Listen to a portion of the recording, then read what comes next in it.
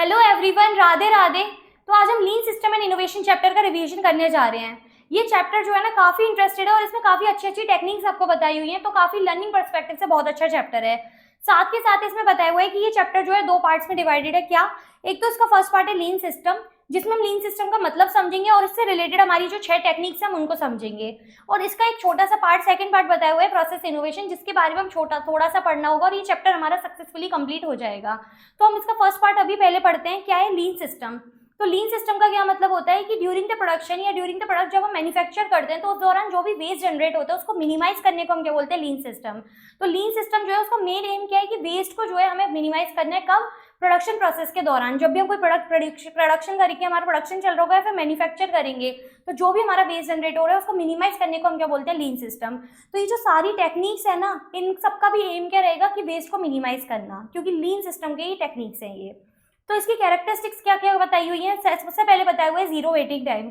Zero waiting time का क्या मतलब है कि सपोज क्या होता है, पहले ट्रेडिशनली क्या चलता था कि आपके जो है ना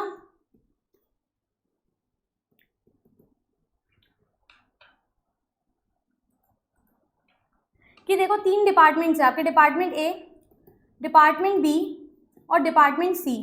ठीक है। तो डिपार्टमेंट ए में जो है ना काम चल रहा है, ठीक है, डिपार्टमेंट ए में प्रोडक्शन हो रहा है। अब डिपार्टमेंट ए की जो लेबर है ना वो काफी स्लो है, तो स्लो लेबर है तो वो धीरे धीरे काम कर रही है, जिसकी वजह से डिपार्टमेंट बी को क्या करना पड़ा है? वेट करना पड़ा है, क्योंकि डिपार्टमेंट ए का काम हो जाएगा तभी तो डिपार्टमेंट बी कर पाएगा। क्योंकि ये सब क्या होते हैं? रिलेटेड होते हैं कि एक डिपार्टमेंट का काम हो गया वो दूसरे डिपार्टमेंट को भेजेगा, फिर दूसरा डिपार्टमेंट अपना काम कर लेगा वो तीसरे डिपार्टमेंट को भेजेगा, तब जाके अल्टीमेटली आपका फिनिश गुड्स जो है तैयार होगा। तो डिपार्टमेंट ए की लेबर स्लो है, वो धीरे धीरे काम करिए, जिसकी वजह से डिपार्टमेंट बी को क्या करना पड़ा है? वेट करना पड़ रहा है। क्योंकि डिपार्टमेंट बी के पास भी प्रोडक्ट जो है डिले आया है, तो डिपार्टमेंट सी को भी अब क्या करना पड़ रहा है? वेट करना पड़ रहा है। तो आपका ट्रेडिशनली क्या होता था? वेटिंग टाइम आता था। लेकिन अब आप ये लीन सिस्टम जब यूज करोगे तो इसमें ये टेक्निक है सेल्यूलर मैन्युफैक्चरिंग। तो इसमें क्या होता है ना, सेल्यूलर मैन्युफैक्चरिंग में आगे हम डिटेल में पढ़ेंगे, थोड़ा सा ब्रीफ दे देती हूँ कि इसमें क्या होता है कि अब आप डिपार्टमेंट वाइज नहीं करते हो, आप क्या करते हो? यू शेप का सेल बना लेते हो और इसी में जो है सारी डिपार्टमेंट जो है एक बार में काम करते हैं, जिसकी वजह से आपका वेटिंग टाइम जीरो हो जाता है। तो लीन सिस्टम की पहली कैरेक्टरिस्टिक क्या है? Zero waiting time. फिर नेक्स्ट आती है जीरो इन्वेंट्री। जीरो इन्वेंट्री क्यों है? क्योंकि ये टेक्निक्स में हमें पढ़ने को मिलेगा कि इसमें पता चलेगा आपको कि इसमें प्रोडक्शन कब होता है? जैसे जैसे डिमांड आती है वैसे वैसे प्रोडक्शन होता है। मतलब ये पुल प्रोसेसिंग यूज करते हैं कि जैसे जैसे डिमांड आएगी वैसे वैसे प्रोडक्शन करो। और परचेज कब करना है? जब प्रोडक्शन करना हो तभी आप रॉ मटेरियल परचेज करो। मतलब डिमांड आए तो प्रोडक्शन करना है, और प्रोडक्शन जब भी करना है, प्रोडक्शन जब कब करोगे? जब डिमांड आएगी, और तभी आप क्या करोगे? रॉ मटेरियल परचेज करोगे। उससे पहले ना तो आप रॉ मटेरियल परचेज करोगे ना आप कुछ फिनिश गुड्स बनाओगे। तो इन्वेंट्री हो गई जीरो, रॉ मटेरियल के लिए भी और फिनिश गुड्स के लिए भी, इसलिए लिखा है जीरो इन्वेंट्री। और पुल प्रोसेसिंग है, जो भी बताया कि जैसे जैसे डिमांड है वैसे वैसे प्रोडक्शन करना, और जब प्रोडक्शन करना हो तभी रॉ मटेरियल को परचेज करना, इसको हम बोलते हैं पुल प्रोसेसिंग। फिर कंटिन्यूस इसमें प्रोडक्शन का फ्लो रहता है, कंटिन्यूस प्रोडक्शन होता रहता है। Continuously finding way of reducing process time. इसका क्या मतलब है कि सपोज आप पहले क्या करते थे कि आपका सप्लायर था ना जो रॉ मटेरियल बेचता था, आप पहले उसे रॉ मटेरियल वेयर हाउस पे ले लेते थे और वेयर हाउस से फिर अपनी फैक्ट्री पे बेचते थे। किसको? रॉ मटेरियल को। रॉ मटेरियल को कहाँ बेचते थे? अपनी फैक्ट्री पे बेचते थे। जहाँ फैक्ट्री का मतलब जहाँ पे एक्चुअल में प्रोडक्शन होगा, जिसको आप प्रोडक्शन फ्लोर भी कह सकते हो। तो इससे क्या होता था? आपका डबल ट्रांसपोर्टेशन लगता था। एक तो यहाँ पे आपका ट्रांसपोर्टेशन लग गया और एक यहाँ पे आपका ट्रांसपोर्टेशन लग गया। तो अब आप क्या कर रहे हो? डबल ट्रांसपोर्टेशन को अवॉइड करने के लिए आप क्या कर रहे हो? सप्लायर से कह रहे हो आप डायरेक्ट मेरा कहाँ भेज दो? रॉ मटेरियल फैक्ट्री पे। तो इससे क्या होगा? कंटिन्यूसली तरीके ढूंढ रहे हो अपने प्रोसेस टाइम को कम करने का। इससे एक तो टाइम भी कम होगा आपका, जो फालतू यहाँ पे भी टाइम लग रहा था, यहाँ भी टाइम लग रहा था। सपोज वेयर हाउस मेरा दूर है, वेयर हाउस से फैक्ट्री तक रॉ मटेरियल लाने में 1 घंटा लग जाता है, तो ये फालतू का टाइम और कॉस्ट क्यों लगानी? क्योंकि फ्रेट वगैरह का भी खर्चा आएगा, ट्रक वगैरह भी सामान आएगा तो वो भी खर्चा हो गया, तो ये सबको कॉस्ट और टाइम क्यों लगानी? इसलिए इसको खत्म करो। डायरेक्ट सप्लायर को बोलो कि आप रॉ मटेरियल कहाँ भेजो? फैक्ट्री में, क्योंकि एक्चुअल में प्रोडक्शन तो वही हो रहा है। तो इसीलिए क्या करता है? कंटिन्यूसली तरीके ढूंढता है प्रोसेस टाइम रिड्यूस करने के। तो इसको आप कैसे याद करोगे? इसको आप याद करना C2PZ2। C2PZ2 आप इसका एक मेमोरियल बना लेना, आपको इजीली याद हो जाएगी इसकी कैरेक्टरिस्टिक्स। अब नेक्स्ट इसमें बेनिफिट बताया कि लीन सिस्टम या लीन मैन्युफैक्चरिंग को यूज करके आपके बेनिफिट्स क्या क्या होते हैं। तो आपकी एक तो क्वालिटी इंप्रूव हो जाती है, क्योंकि आप देखो कंटिन्यूसली इसमें तरीके ढूंढते रहोगे, कंटिन्यूसली आप इसमें दिमाग लगाते रहोगे, तो आप क्या इसमें धीरे धीरे क्वालिटी ले आओगे और आपके डिफेक्ट्स जो है कम होते चले जाएंगे। इन्वेंट्री कम हो जाती है, क्यों? क्योंकि अब आप कोई ऐसा नहीं है कि बना के पटक रहे हो कि आपने है ना प्रोडक्शन कर लिया और पड़ी हुई है इन्वेंट्री, उसमें आपका रुपया लगा हुआ है। नहीं, आप प्रोडक्शन ही कब कर रहे हो? जब आपके पास डिमांड आ रही है। तो इन्वेंट्री तो आपके पास कुछ है ही नहीं, ना तो रॉ मटेरियल की ना फिनिश गुड्स की, तो इसमें इन्वेंट्री की हो जाती है रिड्यूस हो जाती है। इसमें रिड्यूस बोला, एलिमिनेट क्यों नहीं बोला? क्योंकि जब आप एक इसमें टेक्निक पढ़ोगे ना, काइजन कॉस्टिंग, तब आपको पता लगेगा कि एकदम ऐसा नहीं कि हम सफा रखते हैं, कुछ नेग्लिजिबल स्टॉक हम मेंटेन रखते हैं, इसलिए इन्वेंट्री रिड्यूस होती है, एलिमिनेट नहीं होती। Enhance overall manufacturing flexibility, overall flexibility कैसे आती है, तो देखो आप क्या करते हो, as per the demand production करवा रहे हो, कि मतलब जब आपने बोला कस्टमर के पास कस्टमर की रिक्वायरमेंट आई 1000 यूनिट्स की, तो तभी कंपनी प्रोड्यूस करिए। तो हो सकता है कस्टमाइज करवाना चाह रहा हो ऑर्डर, कस्टमर जो है कस्टमाइज करवाना चाह रहा हो, वो कह रहा हो कि मेरी अगली आप जो टी शर्ट बनाते हो, सपोज टी शर्ट की फैक्ट्री है, तो आप टी शर्ट जब बनाओ तो मेरी कंपनी का नाम डाल देना। तो ओवरऑल क्या हो जाता है, फ्लेक्सिबिलिटी आ जाती है कि कस्टमर जैसा चाहता है वैसे आप प्रोडक्शन में कर सकते हो चेंजेस, जबकि आप पहले जब लॉट में एक साथ बना के पटक देते थे तब आप ऐसा कुछ नहीं कर सकते थे। फिर लास्ट इसमें क्या बेनिफिट बताइए कि एक तो सेफ वर्क एनवायरनमेंट क्रिएट होता है और एम्प्लॉय का मॉरल बूस्ट होता है। ये क्यों बोला कि ये जब पढ़ोगे ना 5S टेक्निक, तब आपको ये समझ में आएगा, तब आप इससे इजीली रिलेट कर पाओगे कि उसमें होता है सिस्टमेटिक अरेंजमेंट, डिसिप्लिन वगैरह मेंटेन करना। तो इससे क्या होता है, एक सेफ और वर्क एनवायरनमेंट मेंटेन रहता है। इक्विपमेंट वगैरह जब आप TPM पढ़ोगे तो आपको पता लगेगा कि आप सही तरीके से मेंटेन करते हो, तो एम्प्लॉय जो है उनका मॉरल भी बूस्ट होता है, वो अच्छी तरह से काम भी कर पाते हैं, और एक सेफ्टी इन्वायरमेंट जो है कंप्लीटली प्रिपेयर रहता है, और एम्प्लॉय का वर्क लाइफ बैलेंस बना रहता है। फिर क्या क्या इश्यूज बताए हुए हैं, इशू हमें क्या बताएं कि प्रोडक्टिविटी लो हो जाएगी। प्रोडक्टिविटी लो क्यों होगी, क्योंकि देखो मैंने आपको क्या बोला कि हम पुल प्रोसेसिंग यूज करते हैं, मतलब जैसे जैसे डिमांड आ रही है वैसे वैसे प्रोडक्शन कर रहे हैं। तो ऐसा नहीं है कि हमेशा हम प्रोड्यूस ही करते रहेंगे, हमेशा हमारे पास डिमांड आती रहेगी। हाँ, कंटिन्यूस फ्लो रहेगा प्रोडक्शन का, पर हो सकता है कभी भी इतने, मतलब मान के चलो किसी टाइम हम पे बहुत ऑर्डर आ गया, बहुत ज्यादा डिमांड आ गई, किसी टाइम कम आया, तो हमारी प्रोडक्टिविटी कॉन्स्टेंट नहीं है। प्रोडक्टिविटी कभी ज्यादा होगी और कभी ज्यादातर कम ही होगी। मतलब आप जब प्रोड्यूस करोगे ना, हो सकता है आप एक्चुअल जो है प्रोड्यूस नहीं कर पाओ, जितनी डिमांड है उतना प्रोड्यूस नहीं कर पाओ, क्योंकि आप डेली प्रोड्यूस नहीं कर रहे हो, कभी कभी करते हो, कभी कभी नहीं करते हो। तो इसलिए कंटिन्यूसली अगर आप कोई काम नहीं कर रहे हो तो आपकी प्रोडक्टिविटी क्या हो जाएगी, कम हो जाएगी। जैसे देखो घर में अगर आप डेली दोपहर में अगर नहीं सो रहे हो ना, तो ठीक है, अगर आप दोपहर में एक दिन सोने लगे ना तो आपको डेली सोने का मन करेगा, इसका मतलब वही एक तरह से। प्रोलॉन्ग साइकिल टाइम क्या बोलता है कि अगर आप डेली डेली प्रोडक्शन नहीं करोगे, या फिर उतना डेली में जो है कंटिन्यूस प्रोडक्शन तो रहेगा, पर उतनी क्वांटिटी प्रोड्यूस नहीं करोगे जितनी नॉर्मली करनी चाहिए, तो आपका क्या होगा, साइकिल टाइम भी बढ़ जाएगा, क्योंकि आपको आदत नहीं और आप अचानक से करोगे तो आपको साइकिल टाइम भी ज़्यादा लगेगा। ये ऑर्गेनाइजेशन के लिए क्या रहता है, कॉस्टली रहता है, क्योंकि देखो ये सारी जो टेक्निक्स है ना, जो भी आप 6 टेक्निक्स अभी पढ़ोगे, तो इनको लगाना इतना आसान नहीं है, इनके लिए आपको काफ़ी सब्सटेंशियल इन्वेस्टमेंट करना पड़ता है, तो कॉस्टली पड़ता है ऑर्गेनाइजेशन के लिए। तीसरा बताया रैम्पेंट वेस्टेज, इसका क्या मतलब होता है कि कभी कभी कुछ ऐसी वेस्टेज हो सकती है जो एकदम आउट ऑफ कंट्रोल हो जाए। मान के चलो कोई प्रोडक्ट खाने का बनाते हो और उसमें आप ऐसे इंग्रेडिएंट डाल दो जो कि पूरा लॉट ही खराब कर दे, पूरा का पूरा जो स्लॉट बना है ना वो ही खराब करके रख दे, तो ये क्या हो गया, एक ऐसी वेस्टेज जो कि आउट ऑफ कंट्रोल है, पूरा प्रोडक्शन ही खराब हो गया उस दिन का। तो फिर डिससेटिस्फाइड कस्टमर एम्प्लॉयज, और हो सकता है देखो इसमें मैंने क्या बताया कि लो प्रोडक्टिविटी रहेगी, क्योंकि एम्प्लॉय जो है डेली डेली काम नहीं कर रहे हैं, और डेली अगर कर भी रहे हैं तो उतना नहीं कर रहे हैं जितना एक दिन में हमारे पास डिमांड आ गई, सपोज ज़्यादा आ गई, तो इस वजह से एम्प्लॉय को क्या करना पड़ सकता है, कभी कभी कस्टमर का ऑर्डर फुलफिल करने के लिए ओवर टाइम भी करना पड़ सकता है। तो इस वजह से कस्टमर और एम्प्लॉयज हमारे नाराज हो जाएंगे। कस्टमर नाराज क्यों हो जाएंगे कि मान के चलो ओवर टाइम करने के बाद भी आप कस्टमर की रिक्वायरमेंट सेटिस्फाई नहीं कर पाए, 1200 यूनिट की रिक्वायरमेंट थी और आप सिर्फ 1000 यूनिट्स बना पाए, और एम्प्लॉयज क्यों हो जाएंगे कि भाई हमने इतनी कोशिश करी और ओवर टाइम और हमें करना पड़ रहा है, तो ओवर टाइम के मामले में एम्प्लॉयज गुस्सा हो जाएंगे, तो आपके कस्टमर और आपके एम्प्लॉयज क्या हो जाएंगे, डिससेटिस्फाइड हो जाएंगे। फिर मेजर स्टेक होल्डर्स कौन होते हैं, खुद देखो मेजर स्टेक होल्डर किसी भी ऑर्गेनाइजेशन के सबसे पहले क्या होंगे, कस्टमर्स, क्योंकि आजकल का मार्केट जो है पूरा कस्टमर ओरिएंटेड है, और ये सारी चीज़ हम किस लिए करें, कस्टमर की सेटिस्फेक्शन को अचीव करने के लिए और वेस्ट को मिनिमाइज करने के लिए, तो कस्टमर नाराज हो जाएंगे। तो कस्टमर हमारे क्या मेजर स्टेक होल्डर है। एम्प्लॉयज, क्योंकि एक्चुअल में प्रोडक्शन में काम तो एम्प्लॉय ही कर रहे हैं ना, चाहे ऑफिस में हो या फिर आप प्रोडक्शन के दौरान देख लो, एक्चुअल में प्रोडक्शन जो करते हैं वो एम्प्लॉयज ही तो कर रहे हैं। तो मेजर स्टेक होल्डर कौन हो गया, एम्प्लॉय। और ऑर्गेनाइजेशन क्यों ही, क्योंकि वही तो टेक्निक लगा रही है। अगर ऑर्गेनाइजेशन ही टेक्निक्स वगैरह नहीं लगाएगी, नई नई तरीके की नहीं लगाएगी, तो कैसे होगा। तो मेजर स्टेक होल्डर लीन सिस्टम के कौन है, CEO, इसको आप याद कर लेना, CEO, customer, employees and organisation, ठीक है। अब मैंने इसमें क्या है, कुछ टेक्निक्स बताई हुई है, इसमें कुछ 6 टेक्निक्स बताई हुई है लीन सिस्टम की। अब 1 बाय 1 हम क्या करते हैं, इन 6 टेक्निक्स को डिस्कस करते हैं, और आपका फर्स्ट पार्ट जो है सक्सेसफुली कंप्लीट हो जाएगा। तो ये तो था पूरा लीन सिस्टम का मतलब, उसके बेनिफिट्स, उसके इश्यूज सारे हमने देख लिए। तो चलिए हम अपनी फर्स्ट टेक्निक पढ़ने स्टार्ट करते हैं, जिसको हम बोलते हैं जस्ट इन टाइम, यूजुअली इसको बोलते हैं JIT। तो JIT क्या होता है, एक आइडियाज का कलेक्शन होता है जो कि प्रोडक्शन प्रोसेस को स्मूथ करने में हेल्प करता है। और कैसे हेल्प करेगा, सारी वेस्टेज को ड्राइव आउट करने में से, प्रोसेस में से। तो मैंने क्या बोला कि JIT कैसे हेल्प करेगा, ये आइडियाज का कलेक्शन है जो कि प्रोडक्शन प्रोसेस को स्मूथ करने में हेल्प करता है। और कैसे हेल्प करता है कि सारी जो भी वेस्टेज है वो प्रोसेस में से रिमूव करने में हेल्प करता है, मतलब एलिमिनेट करने में हेल्प करता है। इस तरह से JIT आपकी हेल्प करता है।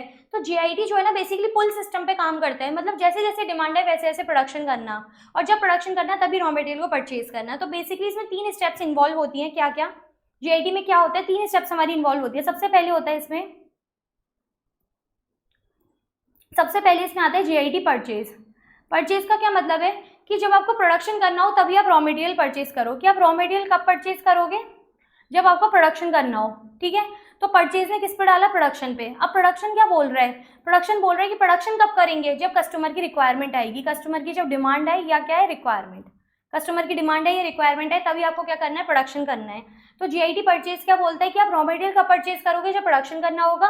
और जीआईटी प्रोडक्शन क्या बोलता है कि प्रोडक्शन आप कब करोगे, जब आपको क्या करना हो, जब कस्टमर की डिमांड हो या कस्टमर की रिक्वायरमेंट हो, उससे पहले या उसके बाद आपको कोई प्रोडक्शन नहीं करना है। अब तीसरा इसमें एक नया एड ऑन हुआ है, वो क्या है, जीआईटी सपोर्ट। ये क्या बोलता है कि आपको जीआईटी परचेज या प्रोडक्शन के बेसिस पे आपको क्या करना है, अल्टरेशन करने होंगे, किसमें, अकाउंटिंग सिस्टम में, जो सपोर्टिंग अकाउंटिंग सिस्टम है उनमें चेंजेस करने होंगे, जैसे बैक फ्लशिंग वगैरह जो होती है वो आगे हम डिटेल में डिस्कस करेंगे तब आपको समझ आ जाएगा। तो बेसिकली ये तो इतना इंपॉर्टेंट नहीं है, तो बहुत ही ना के बराबर इंपॉर्टेंट है। मोस्ट इंपॉर्टेंट क्या है, जीआईटी परचेज या प्रोडक्शन। तो जीआईटी परचेज क्या है कि कब परचेज करोगे, जब ना प्रोडक्शन करना होगा। प्रोडक्शन कब करोगे, जब आपके पास कस्टमर की डिमांड है, या एक्चुअल डिमांड है, या एक्चुअल कस्टमर की रिक्वायरमेंट है, ठीक है, एक्चुअल सेल्स डिमांड के बेसिस पे रहता है। तो परचेज कब करना है, मटेरियल जब प्रोडक्शन की रिक्वायरमेंट हो, और फिनिश गुड्स का प्रोड्यूस करोगे जब एक्चुअल सेल्स की डिमांड हो। देखो जब भी आप जीआईटी का क्वेश्चन अटेम्प्ट करो ना, अपने माइंड में हमेशा एक चीज़ याद रखना कि कभी भी जीआईटी परचेज लिखा आ जाए या परचेज के बारे में कोई बात हो रही होगी ना, तो हमेशा मटेरियल के कंसीडर होगा, मतलब मटेरियल के बारे में बात हो रही है। तो जीआईटी परचेज डायरेक्टली रेफर किसको करता है, मटेरियल को। लेकिन जीआईटी प्रोडक्शन कहीं आ जाए तो वो डायरेक्टली किसको रेफर कर रहा है, फिनिश गुड्स को। जब भी आप जीआईटी के क्वेश्चन करोगे आपको हमेशा अपने माइंड में ही रखना है, सबसे पहले आपको आइडेंटिफाई यही करना होगा कि जीआईटी परचेज का क्वेश्चन है या जीआईटी प्रोडक्शन का। परचेज का मतलब रॉ मटेरियल के बारे में बात होगी, और अगर प्रोडक्शन का तो मतलब फिनिश गुड से रिलेटेड बात होगी, और उसी के अकॉर्डिंग कैलकुलेशन करनी है। अब देखो ये जीआईटी परचेज या प्रोडक्शन सपोर्ट ये सब जो है ना, जीआईटी सिस्टम एक्चुअल में पुल सिस्टम पे कैसे वर्क करता है, इसके लिए मैंने एक एग्जांपल बताया हुआ है, उसको ध्यान से समझना। तो मैंने क्या बोला है कि एएस लिमिटेड एक कंपनी है जो कि जीआईटी इंप्लीमेंट करना चाहती है, तो वो कैसे करेगी उसके लिए समझो। देखो सबसे पहले ये कस्टमर की रिक्वायरमेंट आएगी तभी आपको प्रोडक्शन करना है। तो कंपनी एक आपकी कंपनी है, तो उसमें कस्टमर की रिक्वायरमेंट सबसे पहले किसके पास आएगी, सेल्स डिपार्टमेंट के पास। तो सेल्स डिपार्टमेंट के पास आया एक ऑर्डर, क्या ऑर्डर उसने रिसीव करा 1000 यूनिट्स का, कस्टमर बोल रहा है कि उसको 1000 यूनिट्स चाहिए आपके एएस लिमिटेड कंपनी के कोई भी प्रोडक्ट जो आप बनाते हो उसकी। अब सेल्स डिपार्टमेंट ने क्या करा, पैकिंग डिपार्टमेंट को बोला कि आप मुझे 1010 यूनिट्स दो। उसने 1010 क्यों बोला, क्योंकि उसको अपनी कंपनी के बारे में पता है, और उसने बोला कि शायद 8-10 यूनिट डिफेक्टेड हो जाएंगी, तो हम तो कस्टमर को हमेशा डिफेक्ट फ्री यूनिट्स बेचेंगे, तभी तो कस्टमर सेटिस्फेक्शन मिलेगा। तो उसने 1000 यूनिट्स की बजाय उसने क्या बोला, 1010 यूनिट्स का आप मुझे क्या करो, पैकिंग डिपार्टमेंट को बोला आप मुझे पैक करके भेज दो 1010 यूनिट। फिर पैकिंग डिपार्टमेंट ने असेंबली और फिनिशिंग डिपार्टमेंट को बोला कि उसने कम्युनिकेट करा, क्या बोला कि आप मुझे 1040 यूनिट दे दो। मतलब पैकिंग डिपार्टमेंट को सेल्स डिपार्टमेंट को कितनी यूनिट्स देनी है, 1010, लेकिन वो असेंबली से ले कितनी रहा है, 1040, क्योंकि हो सकता है कुछ डिफेक्टेड हो जाए। फिर असेंबली ने क्या बोला, प्रिपरेटरी को बोला कि मुझे 1040 यूनिट बनाने के लिए अप्रॉक्सीमेटली 5.5 किलोग्राम मटेरियल चाहिए। उसने एस्टिमेट करा। तो बेसिकली सेल्स डिपार्टमेंट के पास ऑर्डर आया था 1000 यूनिट्स का, उसके बेसिस पे रिस्पेक्टिव डिपार्टमेंट ने असर्टेन करी उनको कितना कितना क्वांटिटी चाहिए, कितना कितना मटेरियल चाहिए। तो लास्ट में प्रिपरेटरी डिपार्टमेंट के पास डिमांड आई कि 5.5 किलोग्राम मटेरियल चाहिए। तो जब यहाँ तक की हमारी सिचुएशन थी सेल्स डिपार्टमेंट से प्रिपरेटरी डिपार्टमेंट का, तो ये काम क्या चल रहा था, जीआईटी प्रोडक्शन का। मतलब जैसे जैसे डिमांड आई वैसे वैसे प्रोडक्शन करना। तो 1000 यूनिट्स की डिमांड थी और उसी के बेसिस पे उन्होंने प्रोडक्शन करना चाहा। कितना, उसने बोला कि 1000 यूनिट्स के लिए 5.5 किलोग्राम मटेरियल चाहिए। तो ये तो हो गया जीआईटी प्रोडक्शन। अब प्रिपरेटरी डिपार्टमेंट क्या है, परचेज डिपार्टमेंट को बोलेगा कि क्या आप मटेरियल परचेज करो कितना, 5.5 किलो। तो ये क्या हो गया जीआईटी परचेज, कि जब प्रोडक्शन जितना प्रोडक्शन करना है उसके बेसिस पे क्या रॉ मटेरियल परचेज करना। तो परचेज में क्या रहा है, material is purchase only when required for production. जब कितना प्रोडक्शन रिक्वायर्ड है 5.5 kg का, तो उतना ही मटेरियल परचेज करना। ये नहीं कि 10.5 किलो कर लो, ठीक है बना के पटक देते हैं काम आ जाएगा, या 4.5 ही कर लो कम होगा तो भी क्या हो गया, नहीं, ना ज़्यादा ना कम, हमेशा उतनी ही जितनी डिमांड हो। तो ये होता है जीआईटी, पुल सिस्टम पे काम करता है पूरा। तो उसने क्या करा, लास्ट में परचेज डिपार्टमेंट ने प्रिपरेटरी डिपार्टमेंट परचेज डिपार्टमेंट को बोल दिया, तो ये आपका क्या कहलाएगा, जीआईटी परचेज। इस तरह से जीआईटी जो है काम करता है। जीआईटी का सिस्टम अगर कंपनी में लगा है तो इस तरह से काम होता है। तो इस वजह से कहते हैं कि लीन सिस्टम की जो भी टेक्निक्स हैं ये सारी काफ़ी कॉस्टली होती है, क्योंकि देखो ना कितना कॉस्टली पड़ता है ये सब। तो अब जीआईटी के फीचर्स क्या क्या बताए हैं, ये बोला है कि create urgency for eliminating defect. ये क्या करता है, डिफेक्ट को एलिमिनेट करने में बहुत हेल्प करता है। कैसे, देखो अब यहाँ पे समझो कि सेल्स डिपार्टमेंट ने पैकिंग डिपार्टमेंट को क्या बोला, 1010 यूनिट के लिए बोला है, जबकि एक्चुअल में डिमांड कितनी की, 1000 यूनिट्स की। उसने 10 यूनिट का मार्जिन क्यों रखा, क्योंकि उसने बोला कि हो सकता है कि 8-10 यूनिट डिफेक्टेड हो जाएं। तो एलिमिनेट हो जाते हैं डिफेक्ट्स वहीं पे। एलिमिनेट कैसे हो जाएंगे कि आप कस्टमर को जो है डिफेक्टिव फ्री यूनिट्स बेचोगे तो कस्टमर सेटिस्फेक्शन बढ़ेगा, तो आपकी डिमांड बढ़ेगी, आपकी क्वालिटी बढ़ेगी और आपका प्रॉफिट इंक्रीज होता चला जाएगा। तो क्रिएट करता है क्या, हेल्प करने में, डिफेक्ट को एलिमिनेट करने में हेल्प करता है। Material handling and holding cost reduce हो जाती है, मटेरियल को हैंडल करने की कॉस्ट या मटेरियल को प्रोटेक्ट करने की जो कॉस्ट है वो रिड्यूस हो जाती है। क्यों अब आपको मटेरियल खरीद के नहीं रखना कि आप अपनी फैक्ट्री में जमा कर रहे हो वेयर हाउस में मटेरियल, नहीं, आपको मटेरियल रखना नहीं, आपको मटेरियल परचेज ही आप कब करोगे, जब प्रोडक्शन करना होगा, तो आपको कोई रखने की या स्टोर करने की कॉस्ट ये सब आपकी नहीं आती है, सब रिड्यूस हो जाती है। Company response to customer demand faster, company क्या करती है, जैसे जैसे डिमांड आ रही है वैसे वैसे प्रोडक्शन करती है, तो कंपनी कस्टमर की डिमांड पे जो है ज़्यादा फोकस कर सकती है, ज़्यादा जल्दी रिस्पॉन्ड कर सकती है, और लेबर आइडल टाइम जो है रिड्यूस हो जाता है, क्योंकि लेबर जो है खाली नहीं बैठी रहेगी, मतलब लेबर का ऐसा नहीं कि प्रोडक्शन कर लिया और बैठी रहे, नहीं, लेबर काम ही कब करेगी, जब डिमांड आएगी, अगर काम जब डिमांड नहीं है तो उस टाइम लेबर हो सकता है दूसरे प्लांट पे लग जाए, हो सकता है कहीं और उनको यूटिलाइज कर लें, तो लेबर का जो खाली बैठने का टाइम है वो भी कम हो जाता है। असेंशियल प्रीरिक्विजिट क्या होती है, मतलब जीआईटी अगर आपको इंप्लीमेंट करना है तो ये बेसिक चीज़ें आपके में होनी चाहिए, क्या क्या होती है, low variety of goods, low variety बोले क्वालिटी नहीं, इसका मतलब क्या है कि वाइड रेंज नहीं होती है, मतलब कस्टमर जो कंपनी जो प्रोडक्ट बना रही है ना, उसमें ऐसा नहीं कि बहुत तरीके के प्रोडक्ट्स बनाती है, वो लिमिटेड प्रोडक्ट्स बना पाती है, तभी तो वो कस्टमर की डिमांड जो है तुरंत सेटिस्फाई कर पाएगी, तो रेंज जो है कम होती है, क्वालिटी लेकिन हमेशा टॉप रहती है। Nano supplier base for sound reliable trade relation का क्या मतलब है कि सप्लायर जो है ना, मतलब आप मान के चलो कि सेम रॉ मटेरियल आपको चाहिए, तो आप बजाय 10 के आप क्या करो, एक से लो, जिससे क्या होगा, सप्लायर के संग रिलेशनशिप आपके डेवलप होंगे।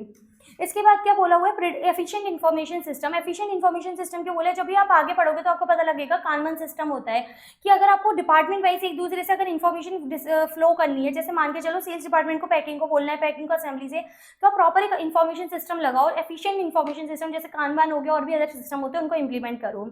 प्रिडिक्टेबल डिमांड पैटर्न्स, क्या प्रिडिक्टेबल डिमांड पैटर्न्स होते हैं, वेरिंग डिमांड पैटर्न्स नहीं होते।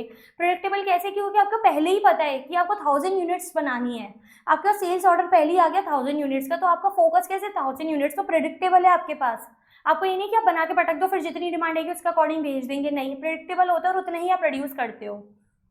टोटल क्वालिटी मैनेजमेंट होता है, डिफेक्ट फ्री मटेरियल होना चाहिए, प्रिवेंटिव मेंटेनेंस की मशीन को सही तरीके से मेंटेन किया जाए, जिससे प्रोडक्शन के लॉसेस के कारण जो भी आपको खराबी के कारण जो भी प्रोडक्शन लॉसेस हो रहे हैं वो सारे एलिमिनेट हो जाएं।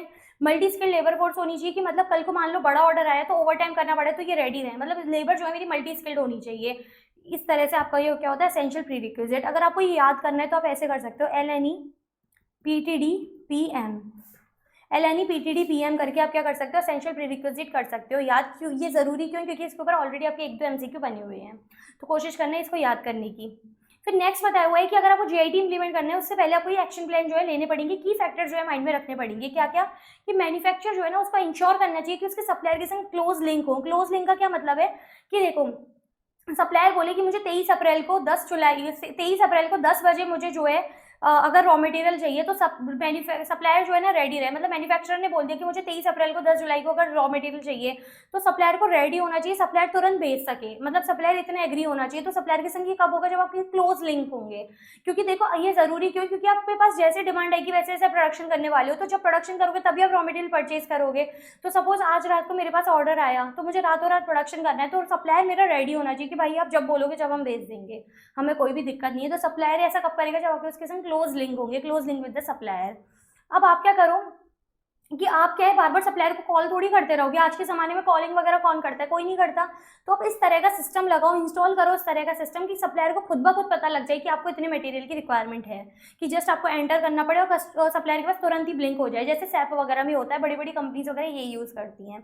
फिर सप्लायर क्या है, वो फ्रिक्वेंट डिलीवरी करने में इच्छुक हो, मतलब ऐसा नहीं है कि वो बोले कि यार मैंने कल ही तो भेजी थी, आज आपको फिर चाहिए, मैं ऐसे थोड़ी भाड़ा लगाता रहूँगा अपना ये और वो, ऐसा नहीं करे। वो क्या करे, स्मॉल लॉट में जब भी हमें चाहिए, स्मॉल लॉट में चाहिए तो स्मॉल लॉट में भेजे, और रेगुलर बेसिस पे चाहिए तो वो रेगुलर बेसिस पे फ्रिक्वेंट डिलीवरी करने के लिए इच्छुक होना चाहिए। या फिर क्या करे, सप्लायर जो है डायरेक्टली डिलीवरी कहाँ भेजे, प्रोडक्शन फ्लोर पे। इससे क्या होगा, हमारा प्रोसेस टाइम कम होगा और हमारा ट्रांसपोर्टेशन डिक्रीज हो जाएगा। और या फिर इससे बढ़िया भी हम एक काम और कर सकते हैं कि हम क्या करें, सब इंजीनियरिंग स्टाफ जो है ना हमारी कंपनी का जो इंजीनियरिंग स्टाफ है उसमें से हम अपनी टीम में से एक बंदे को पहले ही भेज दें कि आप पहले ही सप्लायर का रॉ मटेरियल चेक कर लो कि उसमें तो कहीं कोई डिफेक्टेड नहीं है। अगर कोई डिफेक्टिव होगा तो हमारी सारी यूनिट्स वगैरह खराब बनेंगी, तो रॉ मटेरियल पे ही इंस्पेक्शन कॉस्ट लगा दो, पहले ही आप क्या करो, चेक करवा के देख लो। तो आप इसको याद कैसे करोगे, DEFS करके याद कर लेना, DEFS, कि सप्लायर के संग क्या होने चाहिए, क्लोज लिंक होनी चाहिए, सिस्टम इंस्टॉल कर दो उस तरह से, फ्रिक्वेंट डिलीवरी होनी चाहिए, डिलीवरी डायरेक्टली जो है प्रोडक्शन फ्लोर पे ही हो जाए, directly send to the production floor for immediate use, और इंजीनियरिंग स्टाफ जो है पहले ही चेक करके देख ले। ये एक्शन प्लान आपके डेवलप करने चाहिए आपको। अब देखो आपने जो भी अभी तक यहाँ पे पढ़ा था ना, ये सारा क्या था, थ्योरेटिकल कंसेप्ट था। ऑल्दो ये भी आपके लिए बराबर इंपॉर्टेंट है क्योंकि एमसीक्यू में थ्योरी और प्रैक्टिकल दोनों का लगभग सेम वेटेज रहता है। लेकिन अब आप आगे जो ये पार्ट पढ़ोगे ना, सेविंग वगैरह, ये सारा प्रैक्टिकल एक्सपेक्ट शुरू हो जाएगा, मतलब आपको जो क्वेश्चन सॉल्व करना है उसमें हेल्प करेगा। तो अब समझो, जब आप जीआईटी लगाओगे आपकी क्या क्या सेविंग्स होने वाली है कॉस्ट में, savings due to JIT and cost extra आपकी क्या क्या आ सकती है जीआईटी की वजह से, वो आपको समझना है जरूरी है। अब देखो जीआईटी लगाने से क्या होगा, आपकी होल्डिंग, वेयर हाउसिंग और स्टोरेज कॉस्ट जो है रिड्यूस हो जाएगी। होल्डिंग कॉस्ट का क्या मतलब है कि आप रॉ मटेरियल या फिनिश गुड्स वगैरह जो होल्ड करके रखते थे ना, मतलब जैसे मान के चलो आपने बना के पटक दिए, तो आपका वर्किंग कैपिटल जो है उसमें ब्लॉक हो जाता था, आपका रुपया होल्ड हो जाता था उसमें, तो वो एक कम हो जाएगा क्योंकि अब आप कुछ बना के नहीं पटक रहे, जब डिमांड आएगी जब भी प्रोड्यूस करोगे तभी रॉ मटेरियल परचेज करोगे, तो आपके होल्डिंग कॉस्ट कंप्लीटली सेव हो गई। वेयर हाउसिंग कॉस्ट कैसे बच जाएगी कि आप कुछ बना के नहीं रख रहे, तो आपको वेयर हाउसिंग चाहिए ही नहीं, मतलब आपको वेयर हाउस के काम ही क्या है, वेयर हाउस जब चाहिए होता है जब आप प्रोडक्ट बना के उसमें रखते जाओ, आपका बना ही कवर हो जब डिमांड आएगी, और रॉ मटेरियल तभी परचेज करोगे तो वेयर हाउस की कॉस्ट भी पूरी सेव हो जाएगी। सेम स्टोरेज कॉस्ट, आपका पूरा स्पेस जो है सेव हो जाएगा, तो रेंट वगैरह की कॉस्ट भी आपकी नहीं आएगी। दूसरा बोला है कि इंश्योरेंस कॉस्ट जो है आपकी रिड्यूस हो जाएगी। देखो जब क्या होता था आपकी मटेरियल और फिनिश गुड्स वगैरह जब पुश सिस्टम यूज करते थे, तो आपका क्या होता था कि वो मटेरियल फिनिश गुड्स वगैरह का कोई इंश्योरेंस करवाना पड़ता था कि कल को स्टॉक में कोई भी फट गया या मान के चलो चूहे लग गए वहाँ पे या फिर आग लग गई, कुछ भी हो गया, तो मेरे को कुछ पर्टिकुलर अमाउंट ऑफ इंश्योरेंस मुझे मिल जाए, तो आप इंश्योरेंस करा के रखते थे। पर अब तो आपका मटेरियल या फिनिश गुड्स कुछ होगा ही नहीं क्योंकि अब तो जैसी डिमांड आएगी प्रोडक्शन करोगे डायरेक्ट कस्टमर के पास चला जाएगा, तो आपके पास तो कुछ बचा ही नहीं, तो इसलिए इंश्योरेंस कॉस्ट भी पूरी सेव हो जाएगी। तीसरा कैरिंग कॉस्ट। कैरिंग कॉस्ट का क्या मतलब है, एक तो material holding cost, material handling cost sorry, and opportunity cost of the funds blocked in inventory. Material handling cost का क्या मतलब है, मटेरियल को प्रोटेक्ट करने की कॉस्ट।